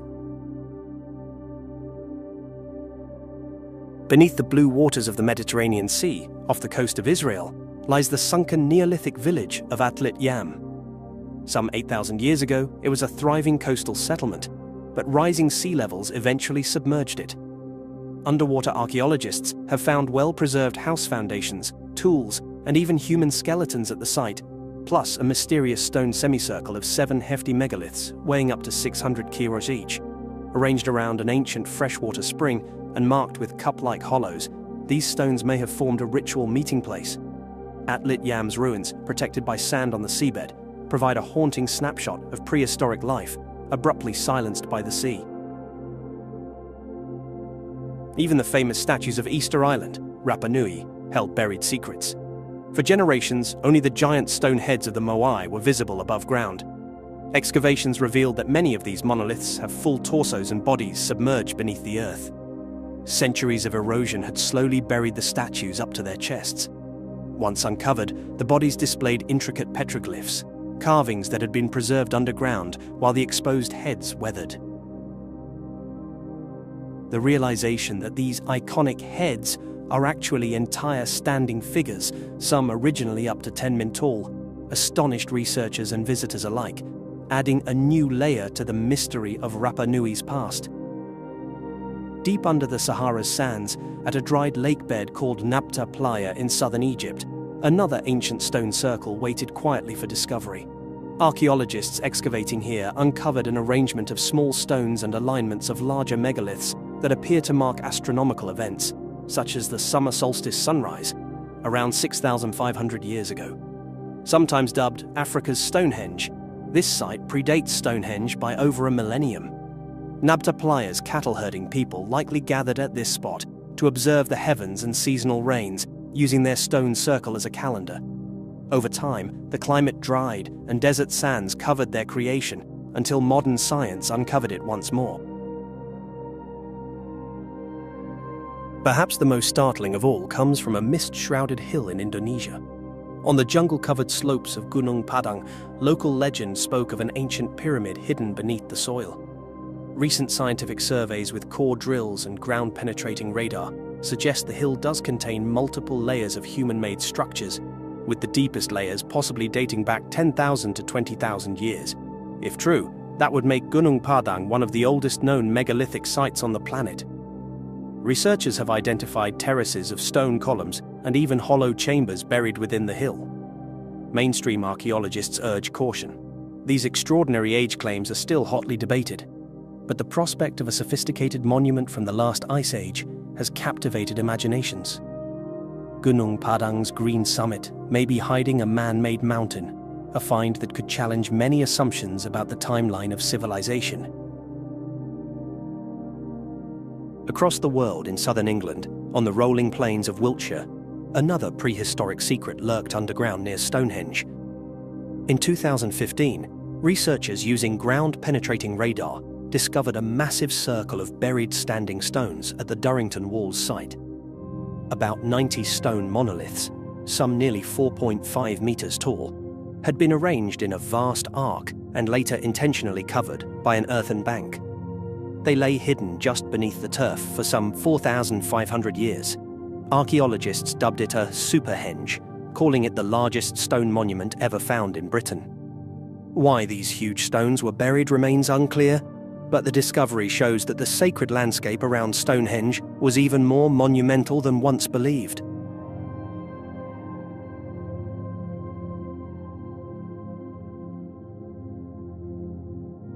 Each of these buried megaliths inspires awe and questions in equal measure. They remind us that human ingenuity and ambition are ancient. Even in pre-literate times, our ancestors were erecting giant monuments and, in some cases, deliberately burying them for reasons we can only guess. Natural forces, drifting sands, creeping jungles, rising seas have also played a role in hiding and preserving these structures until today. Some people speculate about lost civilizations or ancient cataclysms to explain these feats, but archaeologists find the answers are more likely rooted in the peoples and environments of each site. What is certain is that our planet still holds many secrets underground.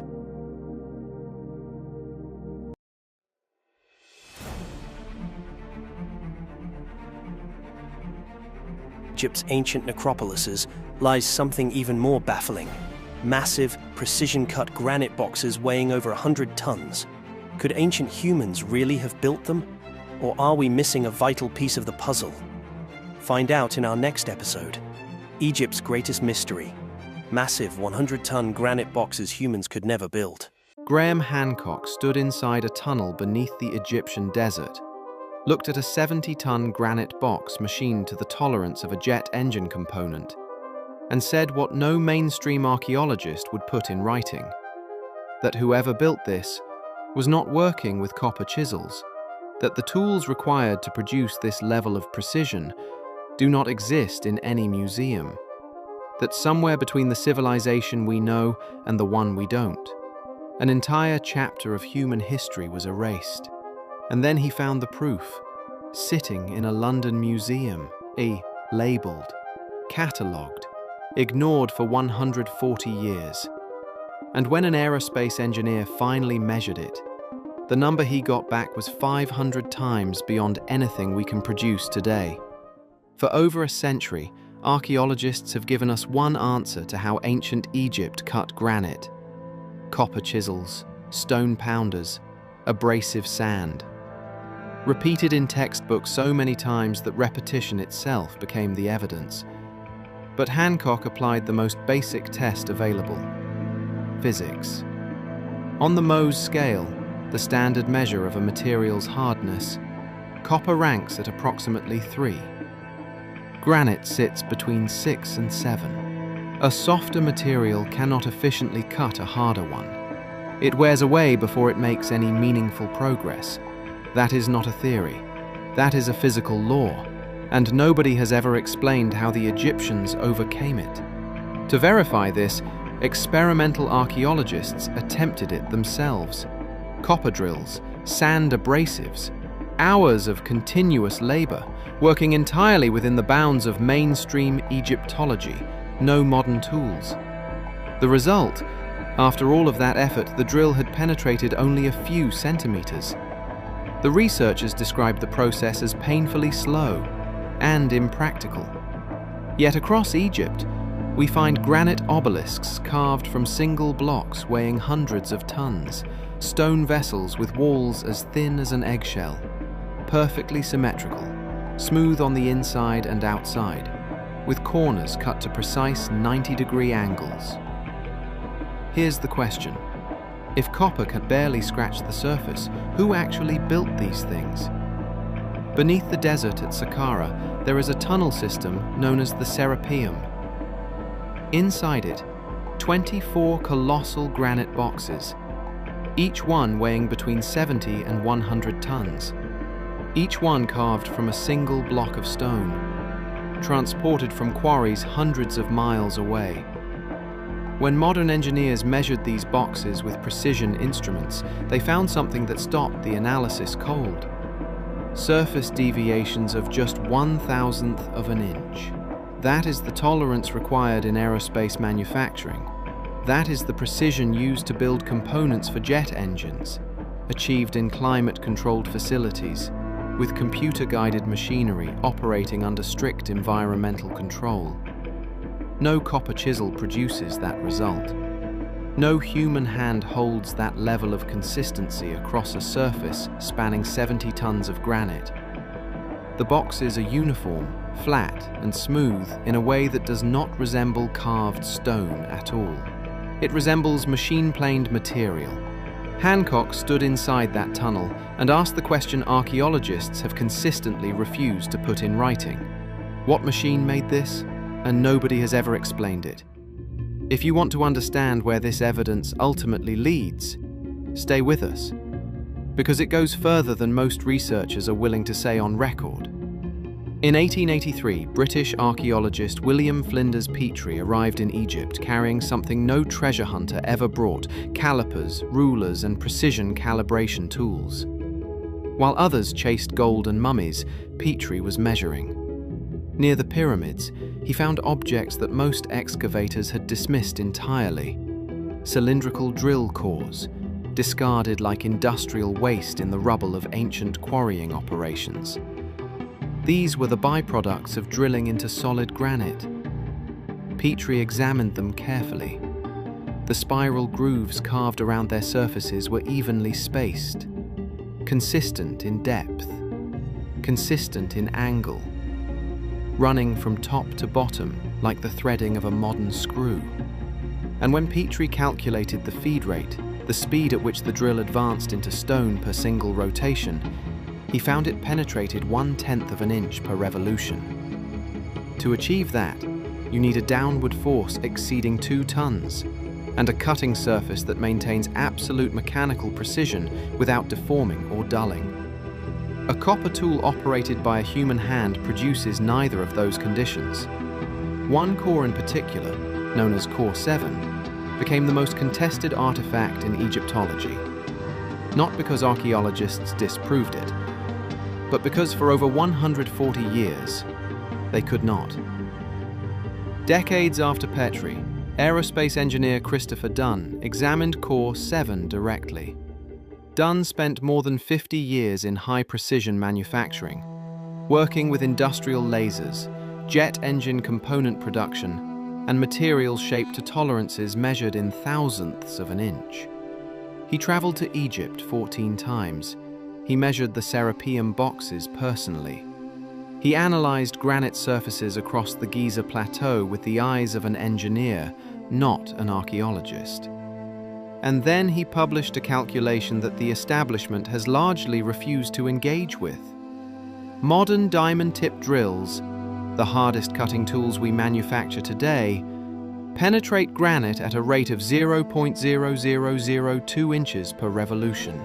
Core 7 shows a penetration rate of 0.100 inches per revolution.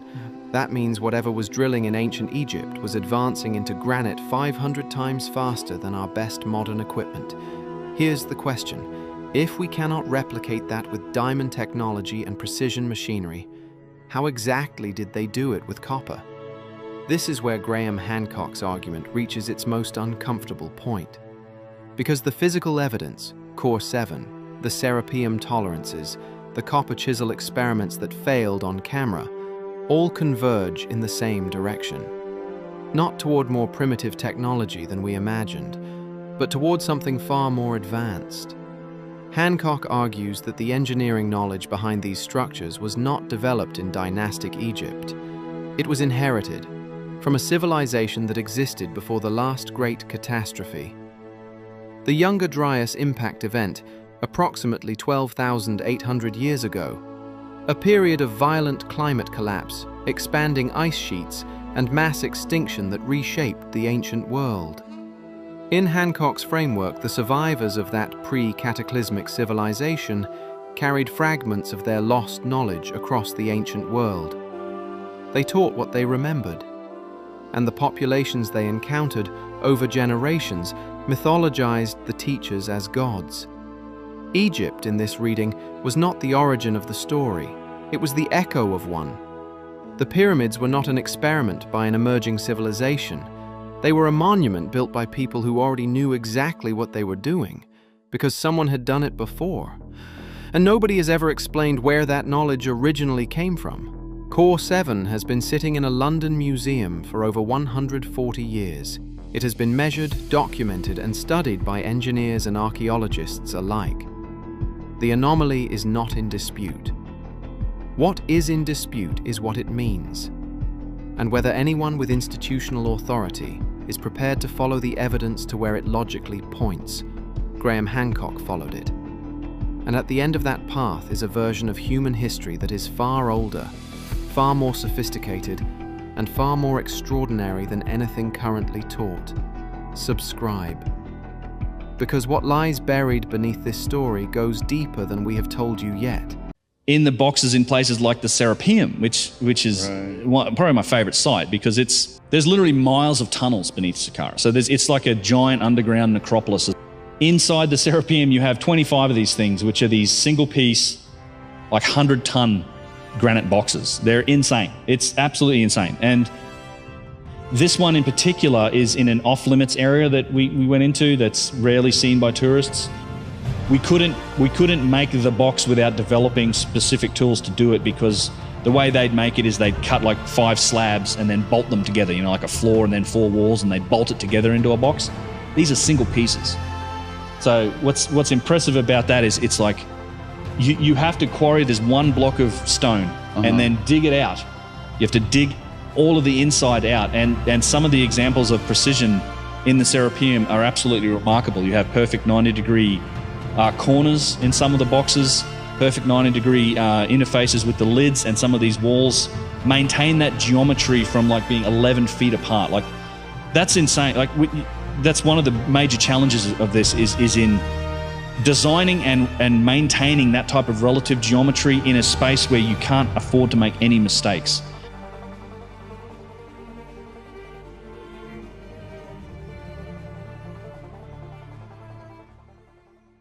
The Serapeum of Saqqara, nestled near Cairo, holds one of ancient Egypt's most puzzling enigmas.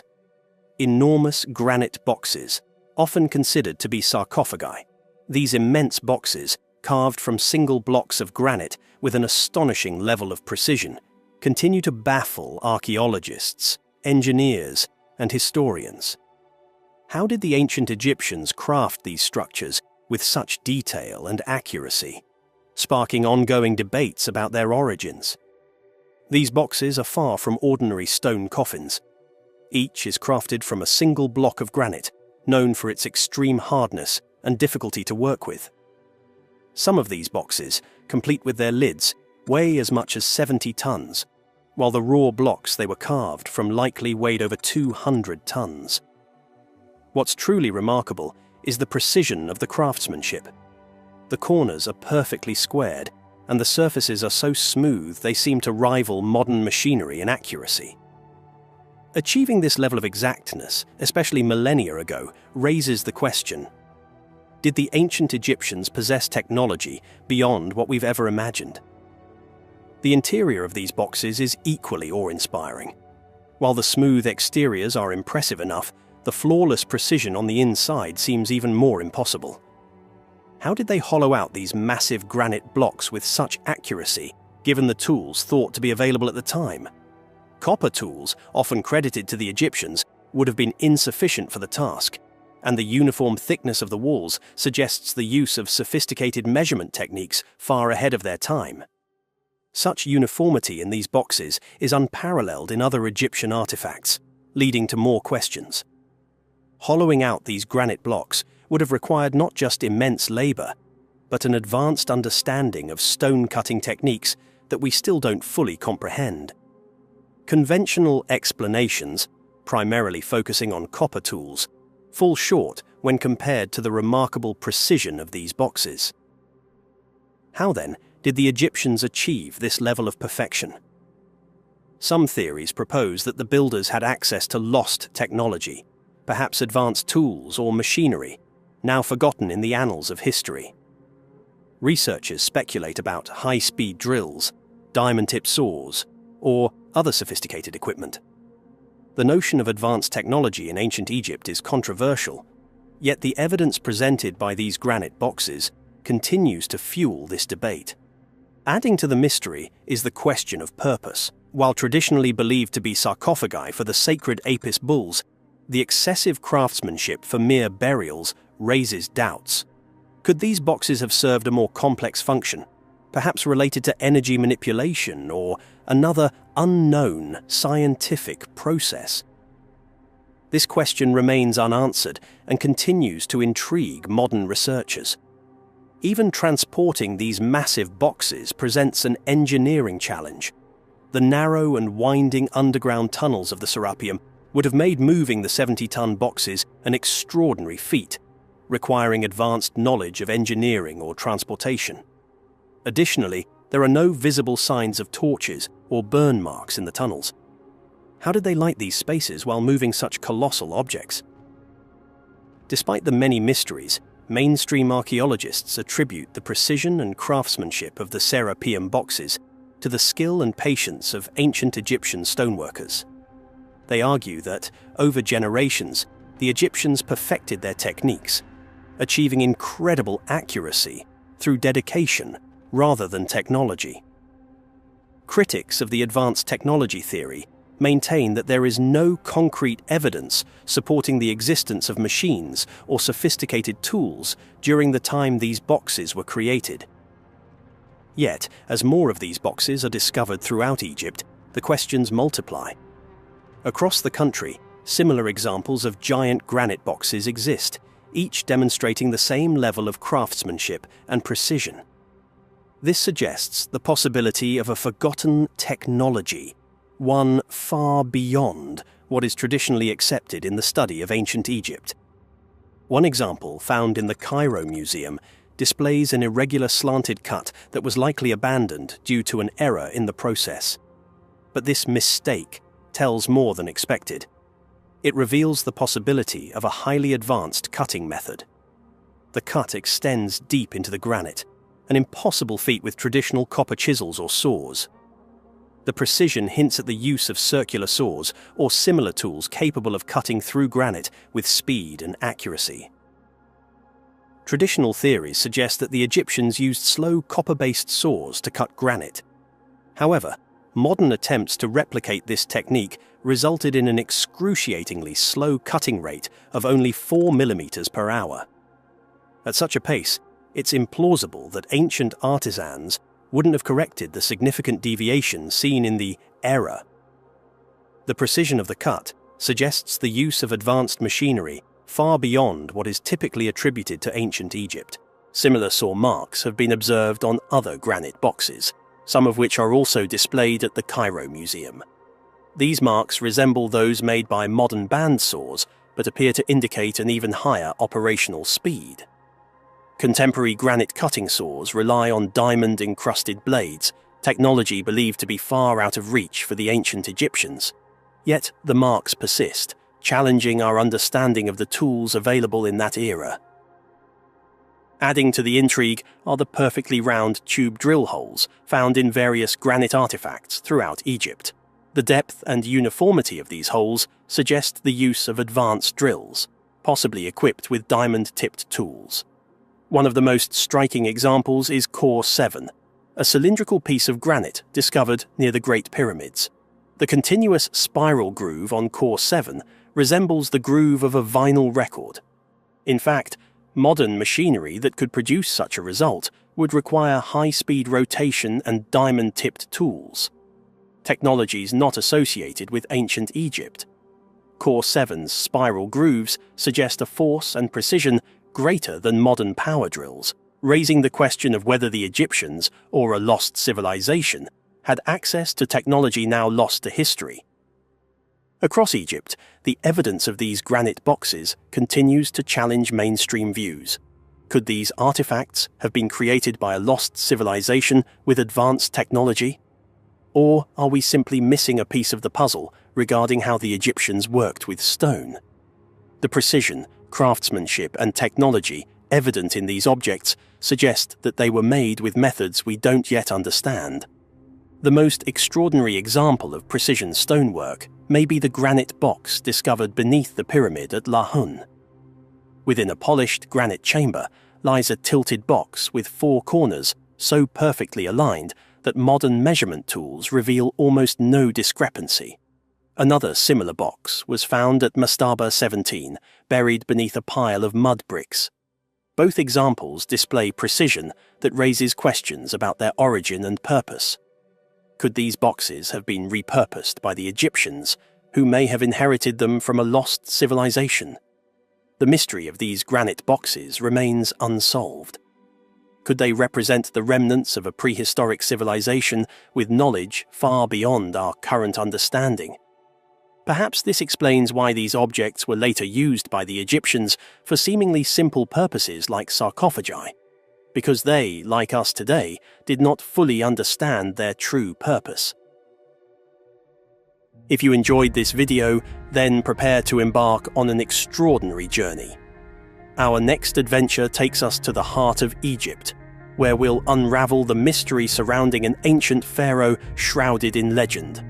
This extraordinary ruler was said to be half human, reigning for an astonishing 16,000 years, a feat that defies the boundaries of modern science. It's a story filled with intrigue and enigma, one that's bound to leave you questioning the very limits of our understanding.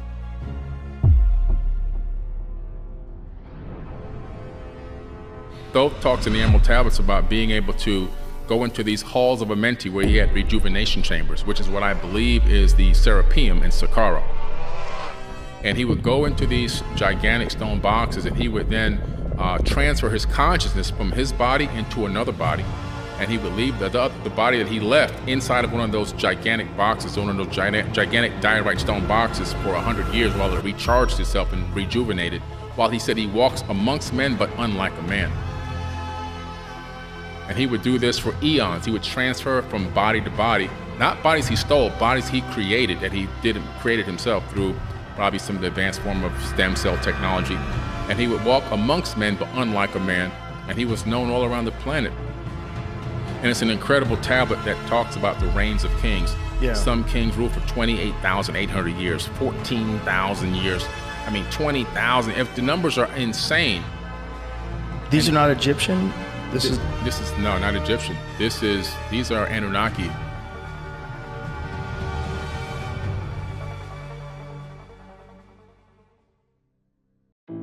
I think that the city of Tiwanaku is one of the most mysterious sites in the world. In a way, it's the New World equivalent of Giza. It's a site about which there are far more questions than answers. All these names that are given to structures at Tiwanaku are entirely arbitrary because we know nothing about the people who built Tiwanaku. The discovery of the Tiwanaku and Pumapunku archaeological sites near Lake Titicaca in western Bolivia is one of the most intriguing chapters in the annals of archaeology. The handiwork of humans is clearly evident in this site. These sites, renowned for their massive stone structures and intricate carvings, were first brought to the attention of the Western world by Spanish conquistadors and chroniclers in the 16th century. However, it wasn't until the late 19th and early 20th centuries that systematic archaeological exploration began. How could humans have had such advanced technology to create these structures? Very ancient structures, thousands of years older than archaeologists suppose, may be hiding in plain view. The precision and scale of the stonework at these sites suggest the use of techniques and tools that should have been impossible for ancient civilizations. The question remains, not only how were these megalithic blocks meticulously crafted, but also how were they transported across vast distances without the aid of modern machinery? Some people think that the answer is extraterrestrial visitors. I don't think that's the answer, but who knows? The first detailed account of Tiwanaku was provided by Spanish chronicler Pedro Chiesa de León in 1549. During his travels through the Andes, Chiesa de León encountered the ruins and documented them in his book Crónicas del Perú. He described the monumental stone structures and pondered the origins of such an advanced civilization, speculating about the mysterious builders. In the late 19th century, French archaeologist Ephraim George Squire conducted some of the earliest scientific explorations of the site. Squire's work, published in his book Peru, Incidents of Travel and Exploration in the Land of the Incas, which came out in 1877, it brought international attention to Tiwanaku. He meticulously documented the architectural features and speculated about the site's significance and the civilization that created it. The most significant strides in understanding Tiwanaku and Pumapunku came with the work of Bolivian archaeologist Carlos Ponce Sanguinés in the mid-20th century. Ponce Sanguinés conducted extensive excavations and research at the site, uncovering a wealth of information about the Tiwanaku culture and its achievements. His findings were crucial in establishing the historical and cultural context of the sites. The discovery of Tiwanaku and Pumapunku has always been shrouded in mystery. The sheer scale and precision of the stonework at these sites have baffled archaeologists and researchers for decades. The monumental stone blocks, some weighing as much as 130 metric tons, were quarried, transported, and intricately fitted together with such precision that it seems almost impossible to achieve without modern machinery. This has led to various theories about the technology and methods used by the ancient builders. One of the most perplexing aspects of the discovery is the existence of the so-called H-blocks at Pumapunku. I don't think we're looking at coincidence here. There's too much going on. I think coincidence is a very weak explanation for what's happening. These blocks are carved with such intricate precision that they fit together like a puzzle, forming a series of interlocking structures. The H-blocks are so precisely cut that they suggest the use of advanced tools or technologies that are not typically associated with pre-Columbian civilizations in the Americas. The excavations have yielded a veritable treasure trove of artifacts and structures that have provided deep insights into the Tiwanaku civilization. These findings have illuminated the site's significance as a religious and ceremonial center and revealed the advanced engineering and artistic capabilities of its builders. The Akapana Pyramid stands as one of the most imposing structures at the Tiwanaku site. This massive terraced pyramid measures approximately 200 meters on each side at its base and rises to a height of about 17 meters. The pyramid is constructed from a combination of large stone blocks and compacted earth. What makes the Akapana particularly intriguing is its sophisticated drainage system. Channels were cut into the terraces to direct water away from the structure, preventing erosion and water damage, indicating a high level of engineering knowledge. Some researchers suggest that the Akapana may have also had an astronomical function, aligning with certain celestial events. We think it makes more sense. Take the geology, take the astronomy. This monument has its origins 12,000 years ago. The Kalasasaya Temple is another monumental structure at Tiwanaku. This large rectangular courtyard is surrounded by a stone wall built from massive sandstone blocks. The temple's name, Kalasasaya, means stones standing up in the local Aymara language, a fitting description of the imposing vertical stones that form part of the structure. The walls are adorned with intricately carved stone figures, including the iconic Gateway of the Sun. This monolithic structure, carved from a single piece of stone, features a central figure believed to be Viracocha, the creator god, flanked by winged attendants. The Gateway of the Sun is thought to have served as a solar calendar, with its carvings marking astronomical events such as solstices and equinoxes. One of the most unique structures at Tiwanaku is the semi-subterranean temple. This temple is sunken into the ground and features a rectangular courtyard surrounded by stone walls. What sets it apart is the array of over 175 stone heads protruding from the walls, each with distinct facial features, suggesting they may represent different ethnic groups or deities.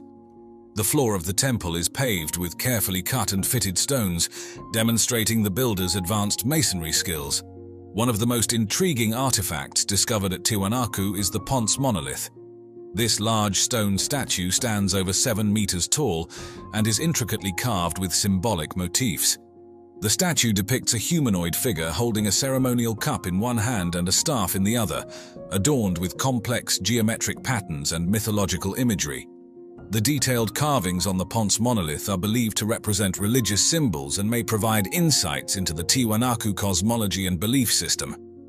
The stone blocks used in the construction of Tiwanaku and Pumapunku are truly monumental.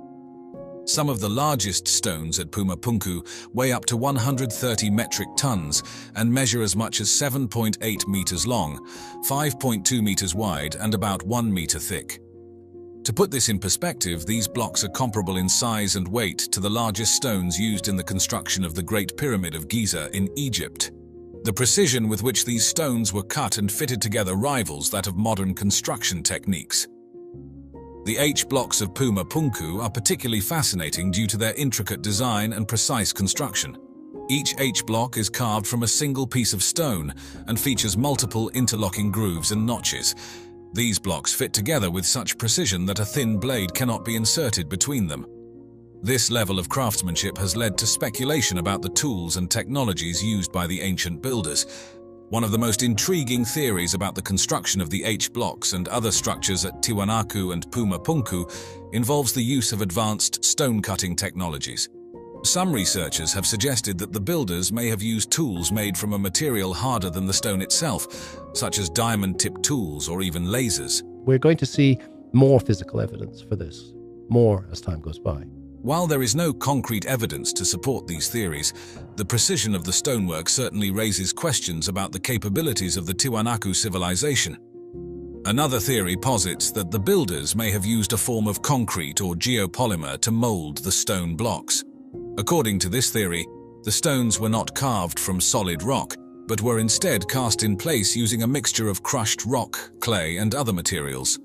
This would explain the uniformity and precision of the blocks, as well as the difficulty in identifying tool marks on the surfaces.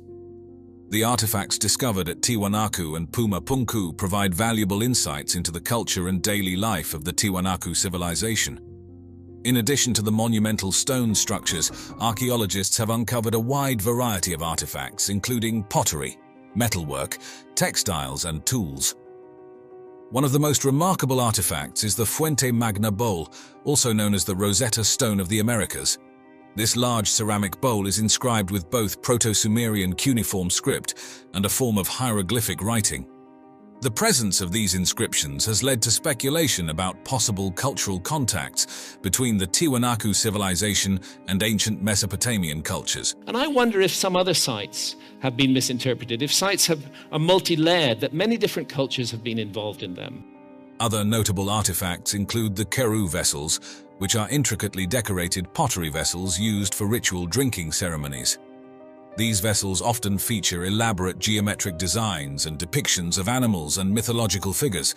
The mysterious nature of Tiwanaku and Pumapunku has given rise to numerous theories and speculations about their origins and purpose. Some researchers believe that Tiwanaku was a major gathering center, serving as the capital of the Tiwanaku civilization.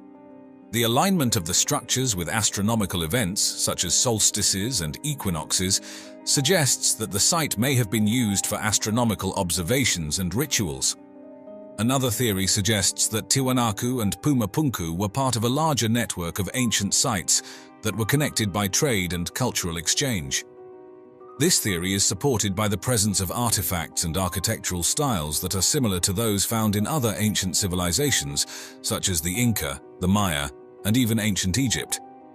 One of the most intriguing theories is that Tiwanaku and Pumapunku were built by an advanced civilization that predates the Tiwanaku culture. According to this theory, the sites were constructed by a lost civilization with advanced knowledge of engineering and stoneworking techniques. This civilization may have been responsible for the construction of other megalithic sites around the world, such as the pyramids of Egypt and the megaliths of Stonehenge. Somewhere on this planet, there are places that were never meant to be found. A circular abyss, ringed by carved stone faces, swallowed by jungle, and sealed from above by nothing but open air. No civilization claims it. No government has explained it. This staircase leads somewhere. Every stone figure, every hollow eye socket, every step carved into that ancient rock face was placed deliberately. This was not accidental architecture. Someone wanted you to make that climb. And then, there are places that feel less like Earth, and more like a memory of something older. A forest floor erupting with crystal formations. Amber, violet, ice blue, glowing from within. as though the ground itself is alive, as though something beneath the surface is trying to be seen. There is a 30-mile wide ring carved into the Sahara Desert, perfectly visible from space. Scientists have known about it for decades. They cannot agree on what made it. And the closer you look at the places on this list, the harder those answers become. These are not legends. These are not myths. Every location you are about to see has been documented, studied, and visited by scientists. And every single one has left those scientists with more questions than answers. 6 impossible places. 6 anomalies that defy explanation. These are Earth's most mysterious locations. Deep in the Mauritanian Sahara lies something that should not exist. The Riche structure. A 30-mile wide formation of perfectly concentric rock rings, so geometrically precise that astronauts first noticed it from orbit and reported it as a meteor crater. It wasn't. Geologists eventually concluded it was a domed rock formation, symmetrically eroded over 100 million years. That explanation held until researchers began measuring the precision of those rings more carefully. The concentricity is too perfect, the radial symmetry too consistent. Ancient river channels carved into its grooves point inward like roads converging on a single center point. Here's the question. Some researchers have proposed what was once dismissed as a fringe theory, that this structure may match Plato's ancient description of Atlantis. The dimensions align, the concentric rings align, the positioning on what was once a coastal plain aligns, and nobody has ever explained why a natural geological dome would erode so uniformly, so symmetrically, so completely. Cross into northeastern Ethiopia, and you enter what geologists call one of the harshest environments on the surface of this planet, the Danakil Depression. Temperatures exceeding 130 degrees Fahrenheit. Neon green acid pools bubbling with sulfuric gases. Salt flats stretching 400 feet deep beneath the crust. The African and Arabian tectonic plates are actively pulling in opposite directions here, slowly tearing the crust apart. What we are watching, in geological real time, is the birth of a new ocean. And yet, microbes thrive in those acid pools, life flourishing in conditions that mirror what scientists believe exists beneath the surface of Mars. Here's the question. If life takes hold here, in the most chemically hostile environment on Earth, what does that tell us about where life actually begins? Scientists have competing hypotheses, and no resolution. The Danakil is not a dead place. It is a living question mark pressed into the surface of the Earth. There is a volcano in Indonesia that burns blue, not orange, not red, electric blue, like something assembled in a laboratory and buried inside the Earth. This is Kawah Ijen on the island of Java. At night, its crater erupts with flames reaching 10 meters into the air. The official explanation, sulfur gases igniting above 360 degrees Celsius, producing blue flame instead of the orange you expect from conventional combustion. Geologically sound. And yet, no other active volcano on Earth produces this at this scale. Kawah Ijen stands entirely alone. Here's the question. Its crater lake is the most acidic natural body of water on the planet. A chemical system this volatile should produce constant turbulence. Instead, it maintains a nearly perfect turquoise clarity year-round. And nobody has ever fully explained that stability. Miners here carry 90-kilogram loads of sulfur through toxic fumes, on foot, in darkness. Not because modern science directed them, because it has always been done this way. Death Valley, California. A flat, ancient lakebed called Racetrack Playa, scattered across its cracked surface, hundreds of rocks, some weighing 700 pounds, all of them moving. Their trails stretch up to 500 feet, documented, photographed, undeniable. But for decades, no one witnessed a single stone in motion. Cameras were set. Researchers camped the site for months at a time. The rocks moved, only when no one was present. An explanation finally emerged in 2014. Thin ice sheets forming overnight, gentle winds pushing rocks across a microscopically wet surface. A plausible mechanism. Here's the question. Why do trails from separate rocks turn at matching angles simultaneously? Why do stones separated by hundreds of feet move in coordinated patterns? The 2014 model explains the physics of movement. It does not explain why that movement appears deliberate. In the Karakum Desert of Turkmenistan, a 70-meter crater has burned continuously since 1971. Soviet drilling engineers struck a natural gas pocket. The ground collapsed. They ignited the methane to prevent a toxic buildup, expecting it to extinguish within weeks. It has never stopped. The door to hell. Over 50 years of continuous combustion. Scientists who have modeled the gas pocket cannot agree on a depletion timeline. The fuel appears to replenish faster than their projections account for. Thousands of miles away, off the coast of Belize, sits a perfect circle in the sea. The Great Blue Hole, 1,000 feet wide, 400 feet deep. Stalactites discovered 200 feet underwater were formed in open air, meaning this entire structure was dry land during a period of dramatically lower sea levels, and nobody has ever satisfactorily explained what caused that collapse with that degree of geometric precision.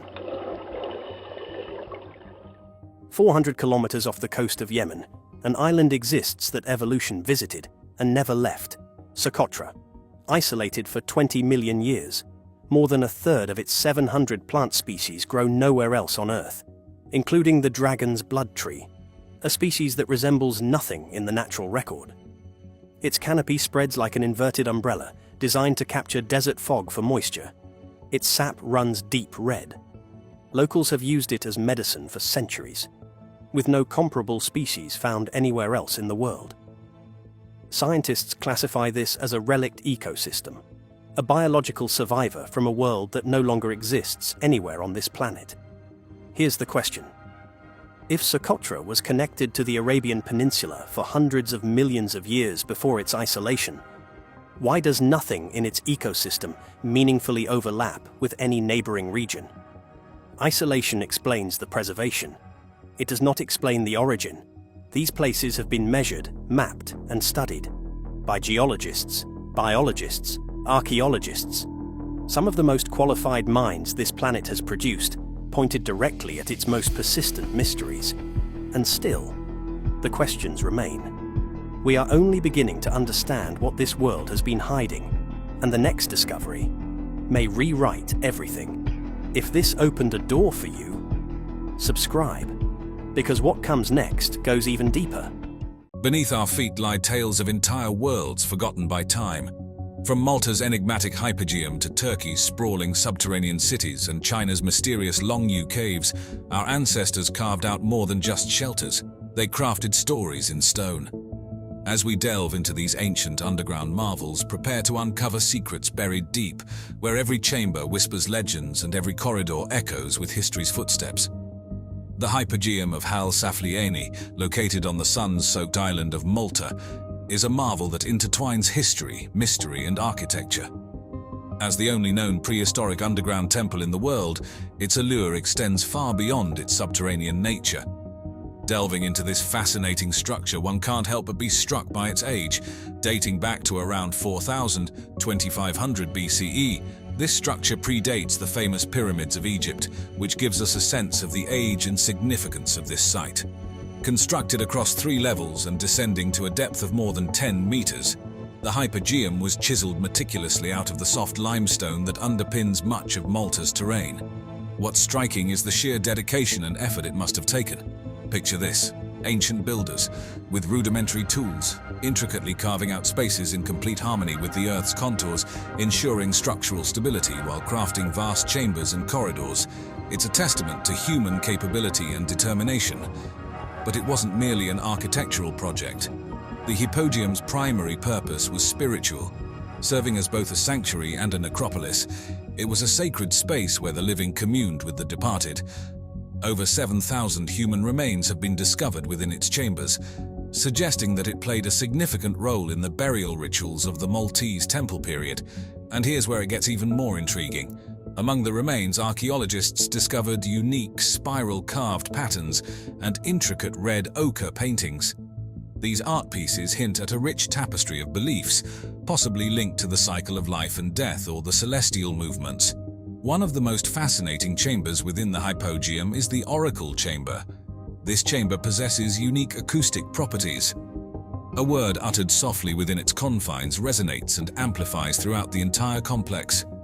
Some believe this was purposefully designed to evoke a sense of the supernatural, where the voices of priests or oracles would boom mystically, reverberating with divine intensity. Amidst these wonders lies the Holy of Holies, a chamber showcasing a detailed reproduction of the exterior of a megalithic temple. This mimicking of external temple architecture in an underground environment raises questions about the cultural and spiritual practices of the temple builders. Were they replicating the above-ground temples as a symbolic gesture, or was it an attempt to merge the worlds of the living and the departed? Though the hypogeum is a treasure trove of history and culture, much about it remains shrouded in mystery. Numerous questions persist about its builders, their lives, their spiritual beliefs, and the societal significance of this grand subterranean temple. And as we delve deeper into its chambers, we realize that the hypogeum is not just an ancient relic. It's a doorway, beckoning us to step in and journey through millennia of human endeavor, belief, and ingenuity. Nestled within the historical region of Cappadocia in Turkey, there's an underground marvel that redefines our understanding of ancient human settlements, the subterranean city of Derinkuyu. Unlike any conventional city, Derinkuyu challenges the vertical dimension, plunging deep into the heart of the earth rather than sprawling across its surface. Imagine, if you will, a vast underground network, complete with tunnels, chambers, and vents, all meticulously carved out of the soft volcanic rock that characterizes Cappadocia's landscape. This is no mere underground hideaway. Derinkuyu is an intricate city that spans an astounding 8 levels deep. Its depth and complexity make it one of the largest underground settlements ever discovered. But why go underground? The initial reasons were practical. Cappadocia's unique geological formations, known as fairy chimneys, were naturally soft and easy to carve. Over time, as external threats from invaders became more prevalent, these underground havens offered the local population a secure refuge. The entrance doors, massive stone discs, could only be opened or closed from the inside, providing an effective defense mechanism against any intruders. Within this subterranean wonder, one discovers a city teeming with life's essentials. There are living quarters, stables for livestock, storage rooms, wine cellars, and even religious chambers, including churches with impressive frescoes that have withstood the test of time. Air and light are facilitated by strategically placed ventilation shafts, ensuring that even at its deepest levels, the city remained breathable and livable. A particularly intriguing feature of Derinkuyu is its sophisticated water system. Wells were not connected to the surface to prevent poisoning by any potential invaders. This means that the inhabitants had fresh water, even when under siege, enhancing the city's self-sufficiency. Moreover, the city was connected to other underground cities in the region through miles of tunnels, which hints at a level of cooperation and possibly a complex trade network between these subterranean settlements. But who were the masterminds behind this impressive city? While the earliest known mention of Derinkuyu is in ancient Greek texts, it's believed that the Hittites, an ancient Anatolian people, began its construction in the 8th century BCE. Over centuries, as various empires and groups, including the Phrygians, Persians, and early Christians, took residence in the region, they expanded and enhanced the city. Derinkuyu isn't just a marvel of ancient engineering, it's a testament to human adaptability. It challenges our contemporary notions of what a city should be and highlights the ingenuity of ancient civilizations in ensuring survival amidst external threats. As we walk its dimly lit corridors, the echoes of the past reverberate, reminding us of the lengths humanity can go to preserve and protect its own. In the serene village landscape of Longyu, Zhejiang province in China, lies an intricate puzzle that has both amazed and baffled researchers for decades: the Longyu Caves. These caves, unlike any typical natural caverns, are a testament to human determination, precision, and ingenuity. Discovered quite by accident in 1992 by local villagers, these caves were initially assumed to be an ancient quarry. But as the waters were drained and further exploration was conducted, the sheer enormity and complexity of these hand-carved caves began to emerge. Today, 24 caves have been uncovered, though there's speculation that many more might be hidden beneath the surface. Each of the discovered caves is massive, averaging about 1,000 square meters in size, with heights reaching up to 30 meters. Now, what's truly remarkable about these caves isn't just their size, but the precision with which they've been carved. The walls, ceilings, and pillars are uniformly leveled, with differences in height as minute as a single millimeter. This suggests that the architects behind these caverns had an acute sense of detail and access to sophisticated tools and techniques. Adding to their intrigue, the walls of the Longyu Caves are covered with intricate carvings and chisel marks, which are so uniform they give the impression of being molded by machines. Yet these caves are believed to date back to at least 2,000 years, making the existence of such machinery an impossibility by our current understanding. The mystery deepens when we consider the sheer volume of rock that had to be removed to create these caverns. Estimates suggest that over 1 million cubic meters of rock were excavated. Where did all this material go? There's no evidence of such vast amounts of debris in the surrounding areas. Another puzzle is the purpose behind these caves. While many ancient underground sites around the world served as tombs, religious sites, or shelters, the Longyu Caves don't seem to fit any of these categories. There are no historical records, inscriptions, or artifacts that provide a definitive answer. Waterproofing is another impressive feature of the Longyu Caves. The walls have been treated with a special mixture, giving them a glossy appearance and ensuring that they're impermeable. This is a significant technological feat considering the age of these structures. As for who built them, that remains one of the greatest enigmas surrounding the Longyu Caves. While some theories suggest they might be the work of an ancient Chinese dynasty, there's no conclusive evidence to pin it on any specific group. The caves don't fit seamlessly into the architectural style or techniques of any known civilization from the region. The Longyu Caves challenge our perceptions of ancient civilizations and their capabilities. With every chiseled mark and perfectly aligned pillar, they pose questions about the knowledge and techniques of our ancestors. As we continue to explore and decipher their mysteries, these caves stand as silent sentinels of a past that's waiting to be fully understood. Tucked away in the region of Cappadocia, Turkey, lies one of the most incredible architectural wonders, the underground city of Kaymakli. While Cappadocia is already renowned for its unique rock formations and fairy chimneys, Kaymakli adds another dimension, quite literally, by plunging into the depths of the earth. The first striking feature of Kaymakli is its vastness. This ancient underground city spreads across 8 floors, although only a few are open to the public. Originally carved out of the soft volcanic rock, the city's tunnels, chambers, and air shafts form an intricate labyrinth, showcasing the advanced understanding of construction and design by its ancient builders. While many might question the purpose of constructing such a massive subterranean space, it's believed that Kaymakli primarily served as a refuge during invasions and wars. The region's history is punctuated with frequent invasions, from the Hittites to the Persians, and the underground cities like Kaymakli provided the local population with a place to hide, live, and even conduct daily activities away from prying eyes. The design of Kaymakli is both functional and strategic. Heavy stone doors could seal off corridors, making it difficult for invaders to penetrate deep into the city. Additionally, the numerous tunnels connecting different parts of the city would allow inhabitants to move freely, access resources, and communicate without being detected. Beyond just tunnels and chambers, Kaymakli was equipped with all the amenities needed to support life for extended periods. There are living quarters, stables for livestock, wine and oil presses, storage rooms, and even a church. Remarkably, the city also features ventilation shafts and water wells, ensuring fresh air and water supply for its inhabitants. These features highlight how the designers of Kaymakli not only focused on immediate protection, but also on long-term sustainability. Another fascinating aspect is the presence of communal spaces. These suggest that Kaymakli was more than just a hideout. It was a place where communities could gather, practice their faith, and conduct ceremonies. The presence of religious spaces, particularly churches, also points to the Christian community that once took refuge here, especially during the Arab-Byzantine Wars. While the history of Kaymakli and its exact timeline remain subjects of research and debate, it's undeniable that the city stands as a testament to human resilience and ingenuity. It demonstrates how, faced with external threats, communities can come together to create incredible solutions that stand the test of time.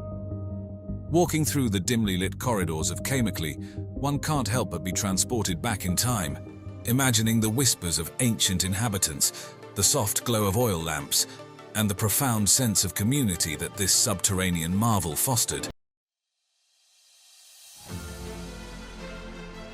High in the Andes, where the air is thin and the sun fierce, lies a place that has haunted the dreams of explorers and archaeologists for centuries. Tiwanaku, Pumapunku, names that whisper of a lost civilization, a forgotten technology, a mystery etched in stone. The stones themselves speak of a power beyond our comprehension. Massive blocks, some weighing hundreds of tons, cut with laser-like precision, interlocked with a sophistication that defies explanation. Who were these master builders who moved mountains of stone with seeming ease, who aligned their monuments with the stars and then vanished, leaving behind only questions? Join us as we journey to the Altiplano to unlock the secrets of Tiwanaku and Pumapunku and confront the enigma of a civilization that may rewrite the very history of mankind.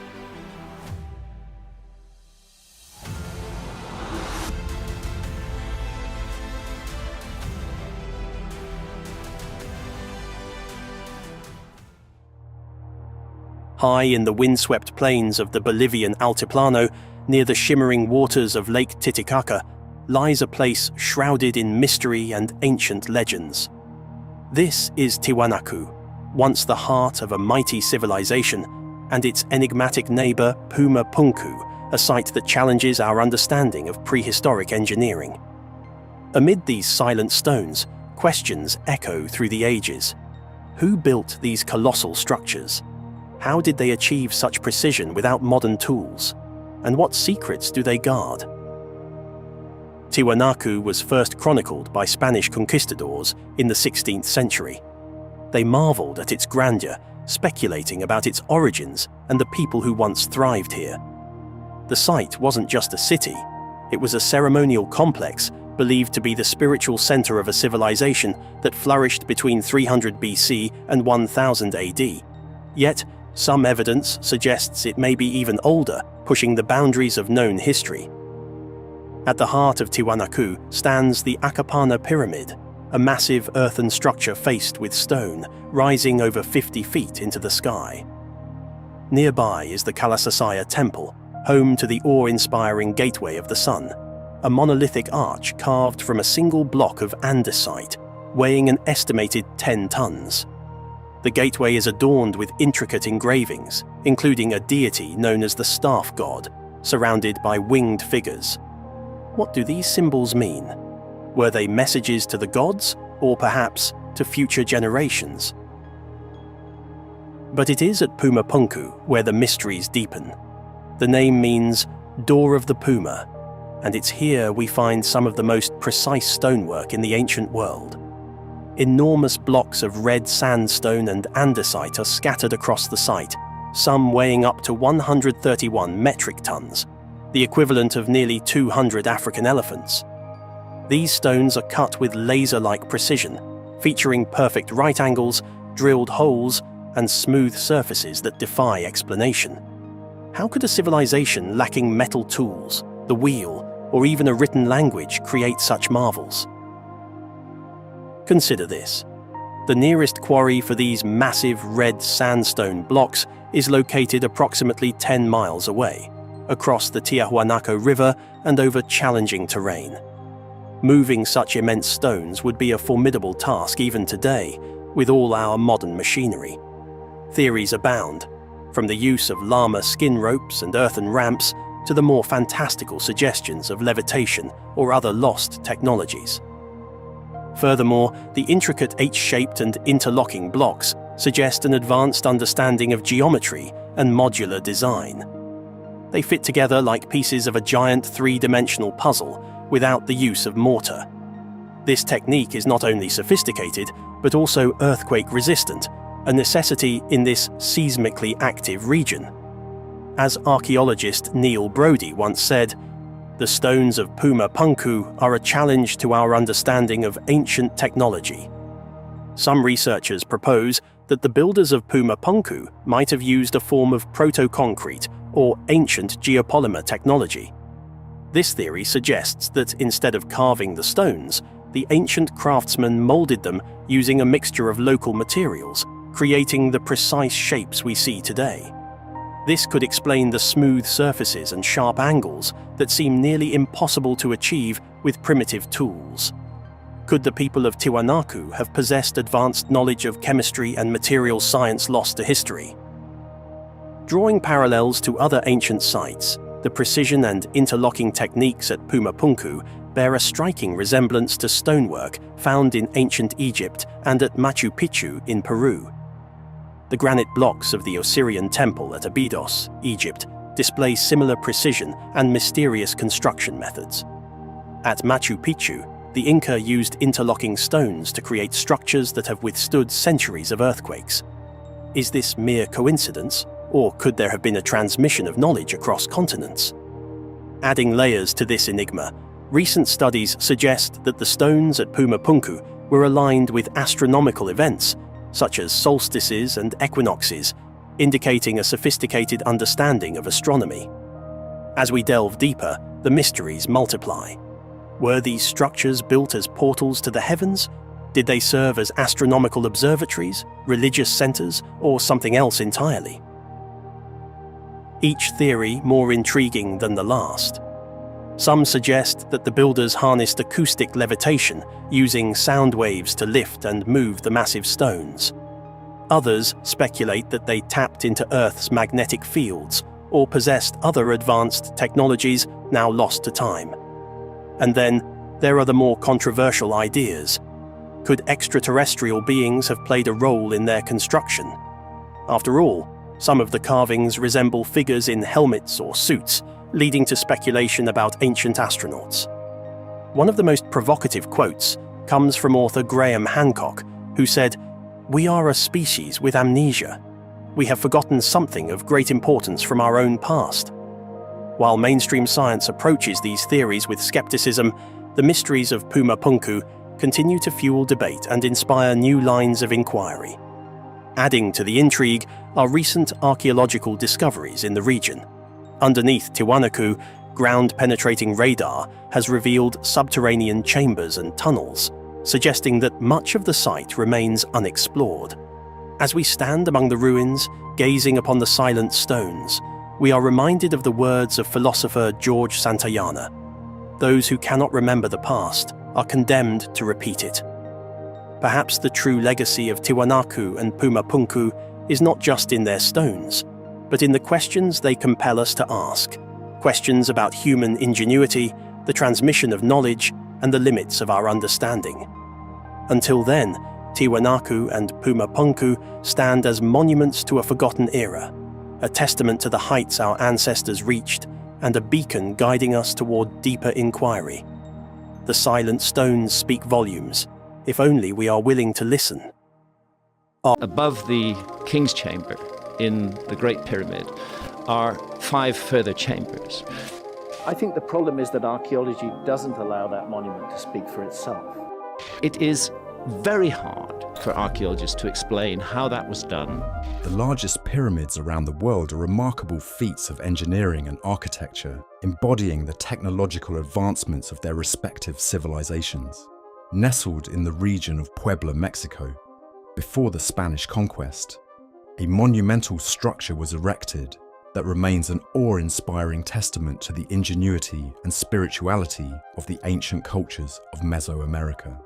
Known as the Great Pyramid of Cholula, translating to Made by Hand Mountain, in Nahuatl, this pyramid stands as the world's largest by volume, with an astonishing volume of approximately 4.45 million cubic meters, it's not only the biggest pyramid globally, but also the largest monument ever constructed by any civilization, ancient or modern. Constructed from the 3rd century BC through the 9th century AD, it served as a multifaceted center of worship and community. Unlike the Egyptian pyramids, which primarily served as tombs for the pharaohs, the Great Pyramid of Cholula was dedicated to the worship of Quetzalcoatl, a major deity associated with the wind, air, and learning. The architectural marvel of the pyramid, with its base measuring 450 by 450 meters and reaching a height of 66 meters, remains mostly hidden under a layer of earth and vegetation, resembling more a natural hill than a man-made structure. This appearance results from centuries of neglect and intentional covering by subsequent cultures, making the pyramid a series of platforms built on top of one another over several generations. This contributed to its immense volume and sprawling base, making it a palimpsest of the diverse cultures, including the Olmeca and others that left their mark on this ancient site. Atop the pyramid stands the Church of Our Lady of the Remedies, a symbol of the Spanish conquest and the forced Christianization of the indigenous population. Constructed in the 16th century, this church represents the visual and symbolic fusion of pre-Hispanic and Spanish colonial periods in Mexico, placed strategically to assert the dominance of Christianity over the pagan religions. An intriguing theory about the pyramid's construction suggests that it was intended to mimic the surrounding mountains, creating a man-made version that could be seen as the center of the universe, or a point of communication between the divine and the earthly. This is supported by its nickname and its orientation, which aligns with the cardinal points and significant celestial events, hinting at a deep astronomical knowledge and spiritual significance. When compared to the Great Pyramid of Giza in Egypt, which is often celebrated for its precision and scale, the Great Pyramid of Cholula surpasses it in volume and the length of time over which it was constructed. Within the ancient city of Teotihuacan, Mexico, the Pyramid of the Sun stands as a testament to the astonishing architectural capabilities and profound astronomical knowledge of its builders. This majestic structure, erected around 200 CE, is not only the crowning jewel of the Teotihuacan complex, but also ranks among the largest pyramids in Mesoamerica. Its creation, achieved without the modern conveniences of metal tools, wheels, or animal labor, showcases the extraordinary dedication and advanced engineering skills of the Teotihuacan people. With a staggering volume of about 1.2 million cubic meters and soaring to a height of 65 meters, the pyramid's scale is nothing short of awe-inspiring. Its base sprawls over more than 10 acres, a space filled with approximately 3 million tons of stone, meticulously placed by countless hands. The Pyramid of the Sun was far more than an architectural marvel. It was a nexus of cultural and religious significance in one of the largest cities of the ancient world. Teotihuacan, at its zenith, was a bustling metropolis of over 100,000 inhabitants, and the pyramid likely served as a sacred site dedicated to a deity, possibly the sun god. This dedication speaks volumes about the city's cosmology and the pyramid's role not only as a ceremonial center, but also as a possible funerary space. One of the most captivating aspects of the Pyramid of the Sun is its astronomical alignment. Researchers have theorized that the pyramid, along with other structures within the city, was deliberately aligned with the movements of celestial bodies, particularly the sun. Such precise orientation and dimensions of the pyramid may have been designed to mark significant solar events like equinoxes and solstices, integral to the Teotihuacan calendar. This deep understanding of astronomy and its integration into the city's architecture and urban layout underscore the advanced knowledge of the ancient Mesoamericans. When we draw comparisons between the Pyramid of the Sun and the Great Pyramid of Khufu in Giza, Egypt, we find intriguing contrasts and similarities. Although the Pyramid of Khufu stands taller, The Pyramid of the Sun impresses with its broader base and substantial volume, reflecting different architectural ambitions and technological approaches. While the Egyptian pyramid served as a monumental tomb emphasizing the afterlife, the Pyramid of the Sun was more aligned with celestial worship and communal rituals, reflecting the broader cultural and religious landscape of ancient Mesoamerica. Yet both structures manifest the universal human aspiration to connect with the divine, whether in the veneration of gods or in the commemoration of monarchs. Further excavations have unveiled a network of caves and tunnels beneath the Pyramid of the Sun, likely holding ceremonial significance and possibly representing the underworld in Teotihuacan's cosmology. The pyramid's construction technique, featuring the talud tablero architectural style, became a hallmark of Teotihuacan and was replicated across Mesoamerica.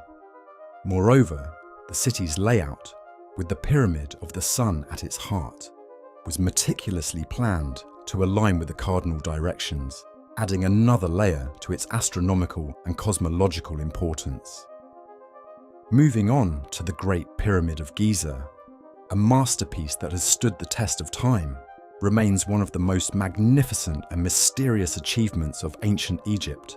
Constructed during the reign of Pharaoh Khufu, around 2580 to 2560 BC, this pyramid not only serves as a testament to ancient Egyptian grandeur and engineering prowess, but also continues to be a source of fascination for historians, architects, and travelers from all corners of the globe. Originally soaring to a height of 140 meters, it's slightly shorter now, at about 138.8 meters, mainly due to the loss of its outer casing stones and capstone. Nevertheless, it held the title of the tallest man-made structure in the world for over 3,800 years, a record that speaks volumes about the skill and ambition of its creators. What's truly remarkable about the Great Pyramid is the sheer scale of its construction. Its base covers an area of 13 acres, with each side measuring 756 feet, and it was built using approximately 2.3 million blocks of limestone and granite. These blocks, weighing on average 2.5 tons and some as hefty as 80 tons, were precision cut and transported from distant quarries, a feat of logistics and craftsmanship that remains awe-inspiring even today. The precision in the pyramid's construction is almost unparalleled. The base is almost perfectly square, and its alignment with the cardinal points of the compass is extraordinarily accurate. Inside, the pyramid houses 3 main chambers: the King's Chamber, the Queen's Chamber, and the Subterranean Chamber, connected by narrow passages. The Grand Gallery, leading to the King's Chamber, is particularly striking with its corbelled roof architecture, reaching up to a height of about 28 feet. One of the more intriguing theories about the Great Pyramid is the Orion correlation theory, proposed by Robert Bauval in the 1980s. This theory posits that the layout of the 3 main Giza pyramids mirrors the alignment of the 3 stars in Orion's belt. This celestial mapping, with the constellation Orion associated with Osiris, the god of the afterlife, suggests a profound cosmological and spiritual dimension to the pyramid's design, highlighting the ancient Egyptians' deep connection to the cosmos and the afterlife. Drawing a comparison between the Great Pyramid and the Colosseum in Rome offers an interesting perspective on the architectural achievements of ancient civilizations. Built nearly 2,000 years apart, these structures represent the pinnacle of their respective societies' architectural and cultural aspirations. The Colosseum, a marvel of Roman engineering, was designed as a venue for public entertainment, capable of seating tens of thousands of spectators. In contrast, the Great Pyramid, with its focus on architectural precision, spiritual beliefs, and the significance of the afterlife, exemplifies the ancient Egyptians' engineering genius and spiritual depth. Despite their different purposes, both structures stand as enduring monuments to human ingenuity and the architectural legacy of their creators. Among the many fascinating aspects of the Great Pyramid are the casing stones that once covered it. Made of polished white Tura limestone, that would have made the pyramid gleam in the sunlight. The temperature inside the pyramid remains a constant 20 degrees Celsius, mirroring the Earth's average temperature. Additionally, the pyramid was originally surrounded by a massive wall, known as the Wall of the Crow, remnants of which still exist today. The techniques used in the construction of the pyramid, especially the method of lifting and placing the stones, continue to be a subject of lively debate and fascination. With its complex cosmology, architectural brilliance, and enduring mystery, the Great Pyramid of Giza continues to inspire and captivate, embodying the rich legacy of ancient Egyptian civilization.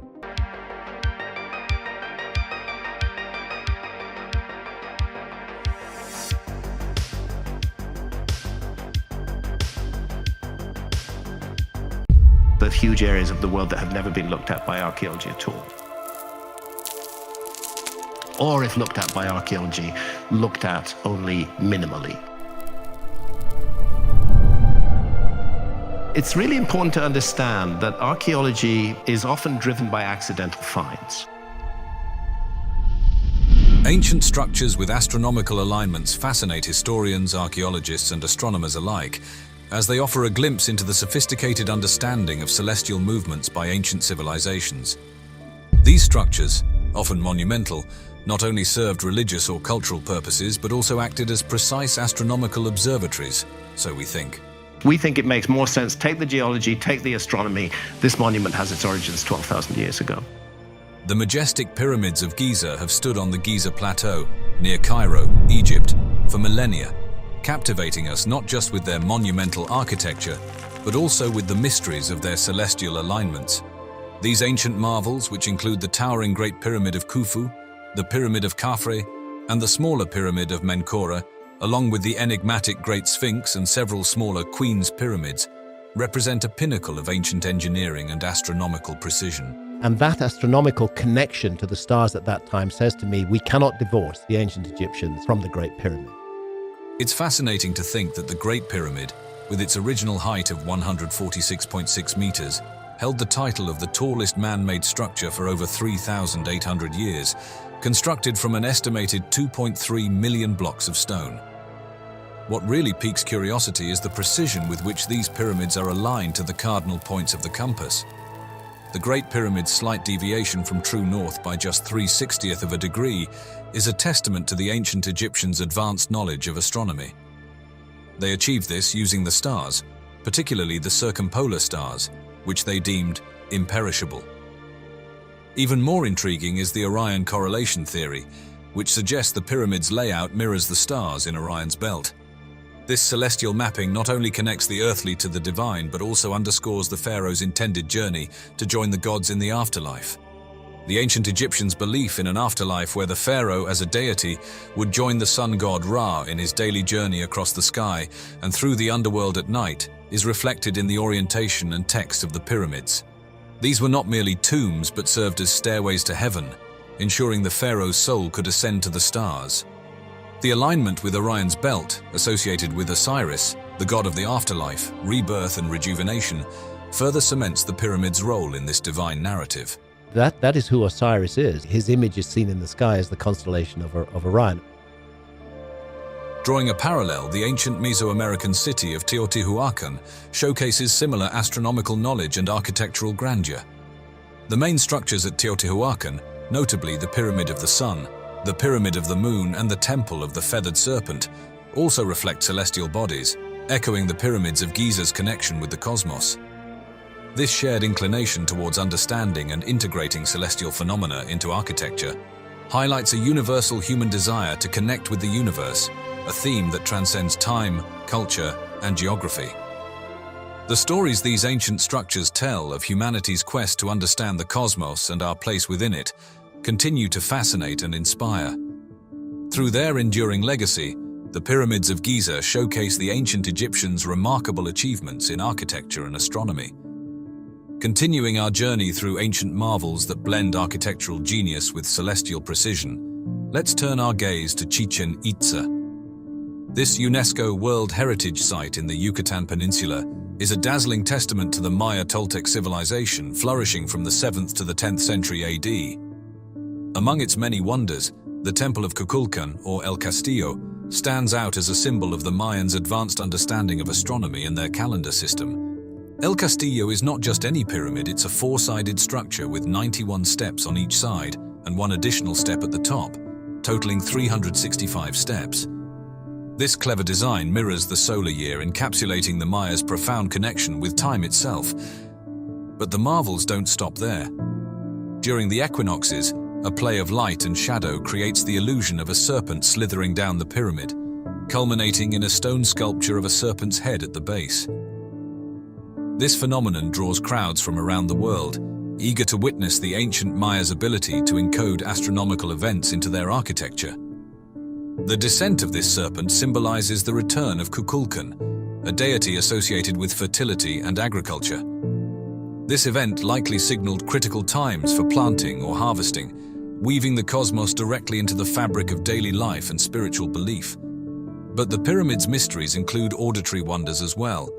Claps at the base echo in a way that mimics the sacred Quetzal bird's chirp, perhaps intended to evoke the voice of Kukulkan during rituals. Looking beyond Chichen Itza, we find parallels in the ancient world that resonate with its astronomical sophistication.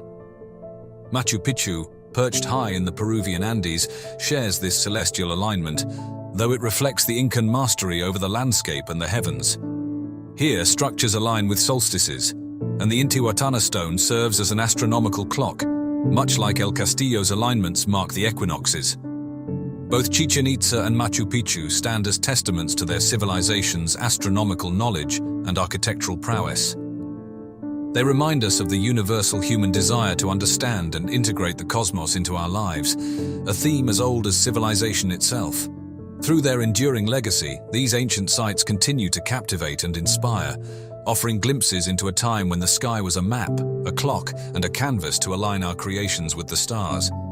Diving deeper into our exploration of ancient sites that masterfully intertwine architecture with celestial phenomena, let's venture to the Emerald Isle, where Newgrange stands as a preeminent beacon of prehistoric culture. This Neolithic marvel, predating Stonehenge and the pyramids of Egypt, was constructed around 3200 BC. Its architectural and astronomical precision speaks volumes about the ingenuity of its creators, revealing a sophisticated understanding of the cosmos that challenges our perceptions of ancient societies. At the heart of Newgrange is a massive circular mound, sprawling across about an acre, with a diameter of approximately 85 meters and a height of 13.5 meters. This structure houses a long passage stretching about 19 meters into the mound, leading to a cruciform chamber. The chamber's core-built roof, still waterproof after millennia, stands as a testament to the remarkable skill of its builders. Yet the true genius of Newgrange lies in its astronomical alignment. Each year during the winter solstice, sunlight streams through the roof box above the entrance, bathing the inner chamber in light for about 17 minutes. This stunning phenomenon underscores a profound connection with the solar calendar, illuminating the builder's deep astronomical knowledge. The purpose and symbolism behind Newgrange's alignment with the winter solstice have been subjects of fascination. Many believe it symbolized the rebirth of the sun, marking a period of renewal and rejuvenation. This alignment may have also represented a time when the veil between the living and the dead was at its thinnest, facilitating communication with the ancestors or deities. The discovery of human bones and grave goods within suggests that Newgrange served as a sacred space for burial or ancestor worship, playing a significant role in ceremonies related to life, death, and the cycles of nature. Drawing an intriguing parallel, let's consider Göbekli Tepe in present-day Turkey, a site that predates Newgrange by several millennia. It's going to require us to reconsider our whole dating sequence on megalithic sites. Known as the world's oldest temple complex, Göbekli Tepe's massive stone pillars arranged in circles and adorned with intricate carvings suggest an early form of star worship or an attempt to mark significant celestial events. Despite the vast differences in age and cultural background, both Newgrange and Göbekli Tepe exhibit advanced architectural techniques and a keen understanding of astronomical phenomena. Their construction not only served practical or ritualistic purposes, but also symbolized a deeper connection between the earthly realm and the cosmos. The spiritual and ceremonial significance of both sites likely made them focal points for gatherings and rituals, marking them as places where the community could engage with the divine. These ancient structures, through their enduring presence and the mysteries they hold, continue to draw us in, offering a window into the minds of those who built them, and a reminder of humanity's eternal fascination with the stars and the natural cycles that govern life on Earth. In 2021, near the ancient capital of Thebes, modern-day Luxor, a team led by renowned Egyptologist Dr. Zahi Hawass struck gold, quite literally.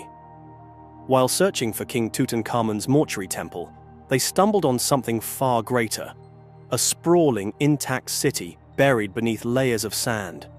It had walls, rooms, pottery, tools, even bakeries, still filled with ancient grain. Jewelry was found where it had been left. Storage vessels sat untouched for millennia. This wasn't a burial site. It was a bustling, everyday metropolis, now frozen like Pompeii. Named the Rise of Aten, the city dates back to the reign of Amenhotep III, one of Egypt's most powerful and enigmatic pharaohs, around 1380 BCE. A golden era in Egyptian history, his reign was marked by vast wealth, diplomatic ties with distant kingdoms, and monumental architecture. Yet even amid such power and prestige, the city was mysteriously and suddenly abandoned. Here's the puzzle. Why would one of the most powerful cities in Egypt's golden age suddenly go silent? Amenhotep III ruled during a time of dazzling opulence. His court was adorned with foreign emissaries, lavish palaces, and celebrations that lasted for weeks. His architectural feats were unrivaled. The city of Aten was a crown jewel, a thriving hub teeming with artisans, scribes, and merchants. And yet, evidence shows that it was abruptly deserted. No war, no disaster, no gradual decline, no sign of violence. It's a complete cross-section of society, an ancient Egyptian time capsule preserved not by intention, but by the sheer luck of the desert's embrace. And then there was the skeleton. Curled on the floor of a house, a body lay undisturbed. No burial shroud, no coffin, just sand and silence. It wasn't mummified. It wasn't prepared for the afterlife. Was this person left behind in the evacuation? Or did they die just before the city vanished? Nearby, another skeleton, this one of a young goat, was found tied with rope. A domestic pet? A sacrifice? Or perhaps a meal never eaten? These clues suggest a city that left in haste. People didn't take everything. They didn't finish their work. Tools were abandoned mid-task. Some simply vanished. To understand the deeper significance of this city, we have to look at the politics of the time. Amenhotep III's rule was peaceful and prosperous, but his son, Akhenaten, would throw Egypt into chaos with his monotheistic experiment. By shifting power away from the traditional priesthood, Akhenaten threatened the foundation of Egyptian society. The temples of Amun, once central to spiritual and civic life, were shuttered, statues defaced, worship criminalized. Many believe the abandonment of Aten wasn't voluntary. It was forced by decree, a sudden purge of the old gods, a national transformation that left families scrambling to adjust. The city may not have fallen to war or famine, but to ideology. And yet, remarkably, the city structures remain preserved, as if time itself was halted, giving modern archaeologists a chance to peer directly into the moment Egypt changed forever. Scholars believe the answer may lie with his son, Akhenaten, the heretic king, known for upending Egypt's polytheistic religion and establishing a monotheistic worship of the sun disk. Aten Akhenaten moved the capital hundreds of miles away to a new city, Amarna. This spiritual and political shift likely destabilized existing power structures and forced entire populations to relocate. Could the sudden departure from Aten be tied to this religious revolution? Was the city's evacuation a calculated purge of the old ways, a spiritual reset on an imperial scale? What we're witnessing may be the material aftermath of one of the most radical ideological shifts in ancient history, a time when gods were replaced, temples emptied, and sacred traditions overturned. What makes this city remarkable isn't just its size or age, but its humanity. Most Egyptian discoveries focus on tombs, temples, and treasures of royalty. But here, archaeologists have uncovered the lives of ordinary people. Workers, artisans, families. The city layout reveals residential blocks, kitchens, and industrial zones. You can almost hear the sound of pottery wheels turning, smell the bread baking, or see children playing in alleyways long vanished beneath the sand. Life wasn't just recorded in stone. It was lived in these narrow corridors, filled with voices now silent but not forgotten. One room held clay bricks stamped with Amenhotep III's royal seal. Another contained tools for weaving and dyeing fabric. Slag and crucibles suggest metalworking shops. There's even evidence of glass production, an industry Egypt excelled in during the New Kingdom, a technology nearly lost to time. Despite how much has been revealed, only a fraction of Aten has been uncovered. Ground-penetrating radar shows more structures lying beneath the surface, possibly administrative buildings, more homes, and even temples. Some speculate that the city might connect to Medinet Habu, the massive mortuary temple of Ramesses III, or stretch toward the Valley of the Kings. New layers are being peeled back each season, and with every shovel of sand, more questions arise. How far did this city reach? What else is buried? Could there be clues to Amenhotep's political alliances, or even hidden tombs waiting to be discovered? This isn't just about ancient walls and broken pots. The rediscovery of Aten tells us something profound about humanity. The fragility of civilization, the resilience of memory, and the silent power of the past to reshape the present. In a time when digital maps and satellites blanket our globe, it's astonishing to realize that entire cities can still remain hidden, waiting patiently to rewrite history. As the sands of Egypt shift once more, they whisper a simple truth. There is still so much we don't know. And sometimes the past isn't buried, it's just waiting to be found. But while that city lay buried beneath the desert sands, another hid in a place no one expected, beneath the waves. Just off Egypt's coast, scientists have uncovered a sunken city so baffling, its very existence challenges everything we thought we knew. Over 12,000 years old, built around 9600 BCE, its T-shaped limestone pillars, some 20 tons, form massive stone circles, carved with images of lions, bulls, and vultures. Its builders were nomadic hunter-gatherers, long before agriculture or cities. Klaus Schmidt, who led excavations in the 1990s, believed Göbekli Tepe served as a spiritual gathering place, challenging the long-held belief that religion followed farming.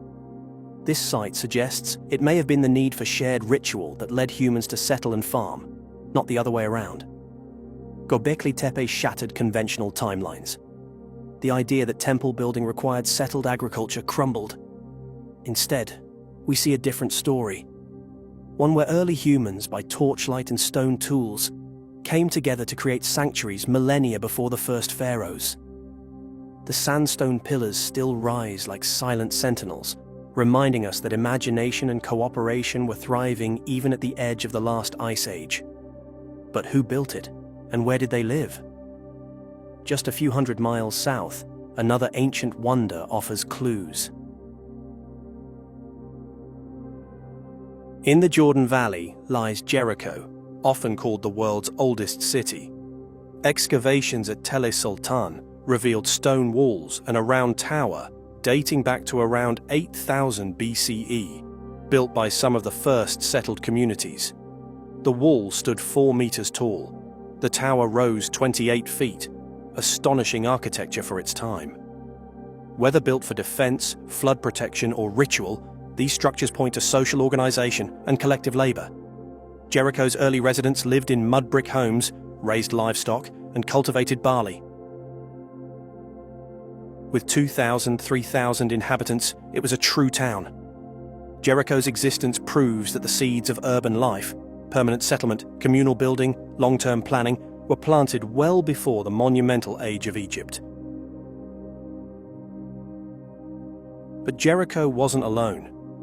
In central Turkey, a vast mound called Çatalhöyük reveals yet another form of early urban life. Dating to around 7500 BCE, Catalhoyuk was a dense, complex settlement lasting nearly 2,000 years. Its homes, made of mud brick, were built wall to wall with no streets. Residents moved across rooftops and climbed down ladders to enter their homes. These interiors featured painted walls, mounted bullhorns, and burial sites beneath sleeping platforms. There were no palaces or grand temples. Every building was domestic, yet rich in symbolism and social function. Catalhoyuk challenges the notion that cities need kings or central authority. With no known hierarchy or metal tools, this Neolithic city showed that cooperation and shared space could sustain a population of 5,000 or more. Over 18 layers of habitation revealed generations building atop the ruins of their past, preserving community while adapting to change. As we trace this human journey, we travel beyond the Near East to the edge of Europe, to a windswept corner of the British Isles. In the Orkney Islands of northern Scotland, a storm in 1850 uncovered a village buried under sand for 4,000 years. This was Saqqara Bray, a Stone Age settlement older than the pyramids. Inhabited from roughly 3180 to 2500 BCE, it consists of 8 stone houses connected by passageways. Inside, stone beds, hearths, and storage cabinets remain intact. A snapshot of Neolithic life preserved for millennia. Here, families herded sheep, grew barley, and collected shellfish. Their homes were partially dug into the ground for insulation, featuring stone-built furniture and drainage systems. Saqqara Bray, dubbed the Scottish Pompeii, offers a rare, vivid glimpse of everyday life in deep prehistory. It reminds us that even in remote Europe, people were building homes, farming, and crafting communities, while Egypt's pyramids were still centuries away. Standing in these ancient dwellings, at Göbekli Tepe, Jericho, Catalhoyuk, and Saqqara Bray, we feel a connection across millennia. These were not isolated marvels, but part of a broader pattern, humanity's long experiment with community, belief, and permanence.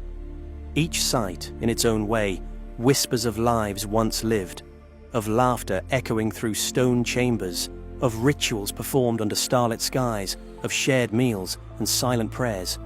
In these ruins, we glimpse the flicker of human spirit that has burned through the ages. Civilization didn't ignite in one place. It sparked like flint across continents, temples rising in the highlands of Turkey, defensive walls encircling Jericho, rooftop villages humming with life in Anatolia, and stone homes dug into the windswept earth of Orkney. Long before pharaohs carved their legacies in limestone and kings ruled from thrones, our ancestors were gathering, building, and dreaming.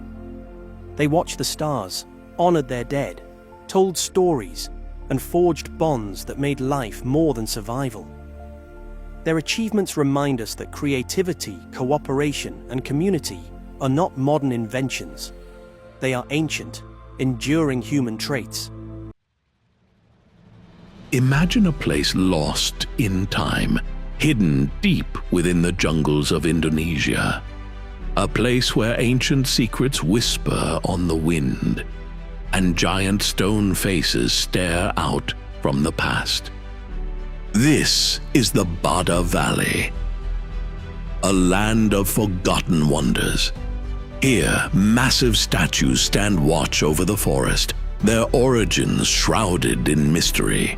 And scattered amongst the trees are enormous stone jars, their purpose unknown. Who created these incredible monuments? What were they used for? And why do they seem to echo ancient sites found across the world? Come with us on a journey to this remote and magical valley. Let's explore the clues, unravel the stories, and try to understand the people who left their mark on this timeless landscape.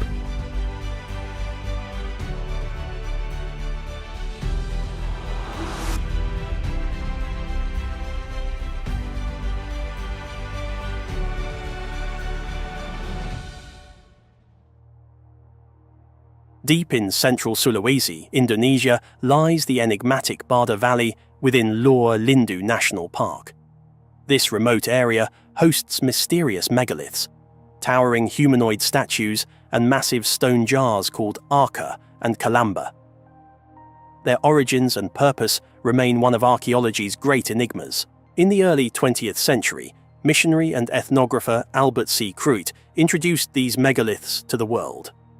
He documented the colossal figures and observed locals offering prayers for harvests or rain, yet they knew nothing of the creators, saying the statues predated their ancestors.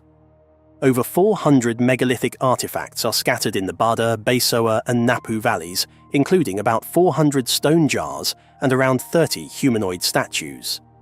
Found in clusters and isolated spots, they hint at a widespread cultural practice, yet no evidence links them to known civilizations. The statues are awe-inspiring. Large heads on straight, legless bodies with prominently carved genitalia highlighted by hand placement. Some depict pregnant females.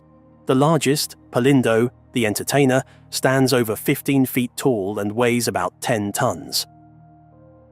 Fascinatingly, these statues resemble megalithic figures worldwide. Colombia's San Agustin statues share similar features: large heads, legless bodies, and similar hand placements. Easter Island's Moai also echo these traits. The same hand postures appear at Göbekli Tepe and Karahan Tepe in Turkey, dating back 12,000 years. The Urfa man from Turkey, circa 9000 BCE, exhibits an identical stance. These parallels raise profound questions. How could cultures separated by vast oceans and millennia produce such strikingly similar artistic expressions? Could there have been a global ancient civilization connecting these societies? Or is there a universal symbolism embedded deep within the human psyche? Returning to the Kalamba, the giant stone jars, the mystery deepens. Located mainly in southern Law Lindu National Park, these jars, carved from non-local stones, pose logistical puzzles. They are uniformly massive, often sealed with heavy lids, featuring intricate animal designs that don't match local species. The jar's purpose is speculative. Some suggest tombs, but many are too shallow. Legends say they were royal bathtubs, but heavy lids and remote locations make this unlikely. Interior ridges with no clear function add to the mystery. An intriguing theory suggests the jars were made using stone softening technology, shaping granite like clay. Horizontal lines resemble those made by spinning clay on a wheel. Could they indicate a rotational technique? Some jars show burn marks or traces of melted metal, possibly gold, hinting they may have been used in metallurgical processes. With rich gold deposits nearby, perhaps the jars played a role in ancient mining or metalworking. Venturing beyond Indonesia, the mystery deepens with similar megalithic jars found thousands of miles away in Laos. The Plain of Jars, one of Southeast Asia's most enigmatic archaeological sites, features around 3,000 large stone jars scattered across rolling hills. Like their Indonesian counterparts, these jars vary in size, some towering up to 10 feet tall and weighing several tons. Carved from sandstone, granite and limestone, they share a cylindrical shape and often have rims at the top, hinting they were once sealed. Local legends in Laos tell of giants led by King Kun Chung, who created these enormous jars to brew and store vast quantities of rice wine after a victorious war. While mythological, this tale echoes the mysteries surrounding the jar's true purpose and creators. Tragically, the Plain of Jars was heavily bombarded during the Secret War, a covert US operation during the Laotian Civil War from 1964 to 1969. The area remains littered with unexploded ordnance, making exploration dangerous. Despite these challenges, recent studies suggest the jars are at least 3,000 years old, deepening the enigma of their origin. The similarities between the jars of Bada Valley and those in Laos are striking. Both sets are massive, carved from non-local stone and found in regions without evidence of ancient settlements. Even the decorative motifs on the lids, featuring animals and human-like figures, bear remarkable resemblances. The mystery doesn't end there. In the dense forests of Assam, India, researchers have uncovered more than 100 giant stone jars across 15 newly discovered sites. Located about 500 miles from the plain of jars and over 2,500 miles from Bada Valley, these jars expand the geographical scope of this phenomenon. They vary in shape and size, some tall and cylindrical, others partially or fully buried, and are situated along hills and ridgelines. Archaeologist Nicholas Skopal remarked, "We still don't know who made the giant jars or where they lived. It's all a bit of a mystery. There must be more, because every time we wander out, we find new sites." His words underscore the vast unknown surrounding these artifacts.